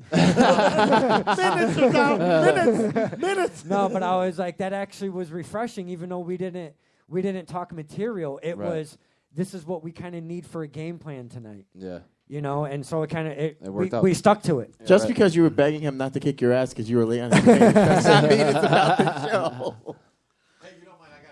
Yeah, we're leaving. So Jimmy, once thank you again, so we much. want to say thanks to Jimmy. No, right outside, man. I'll grab that Sharpie. We'll go outside in the guitar. And, I swear to God, I have no weapons or nothing. He's gonna rape you. I So swear to what we God. want to do is we want to end the show. Don't forget tomorrow night, me, Candy, Dan, Stack, and Zach. We're gonna be live tomorrow with our foolishness. That's it. Come catch us tomorrow, 8 o'clock Eastern time. Don't forget Jimmy Bell. He's with a lot of bands. Go to his Facebook page or Friday, whatever. Shamrock. Friday, the Shamrock. Friday night, the Shamrock. Friday night, this Shamrocks. Diamondback will be there, right? Right. Ooh, 12, rock so. out. Friday night, this Shamrocks. Show your support. Fucking go, you asshole. As we say at the end of every show, everybody, Stay black. Like Jimmy's hair. Be white here.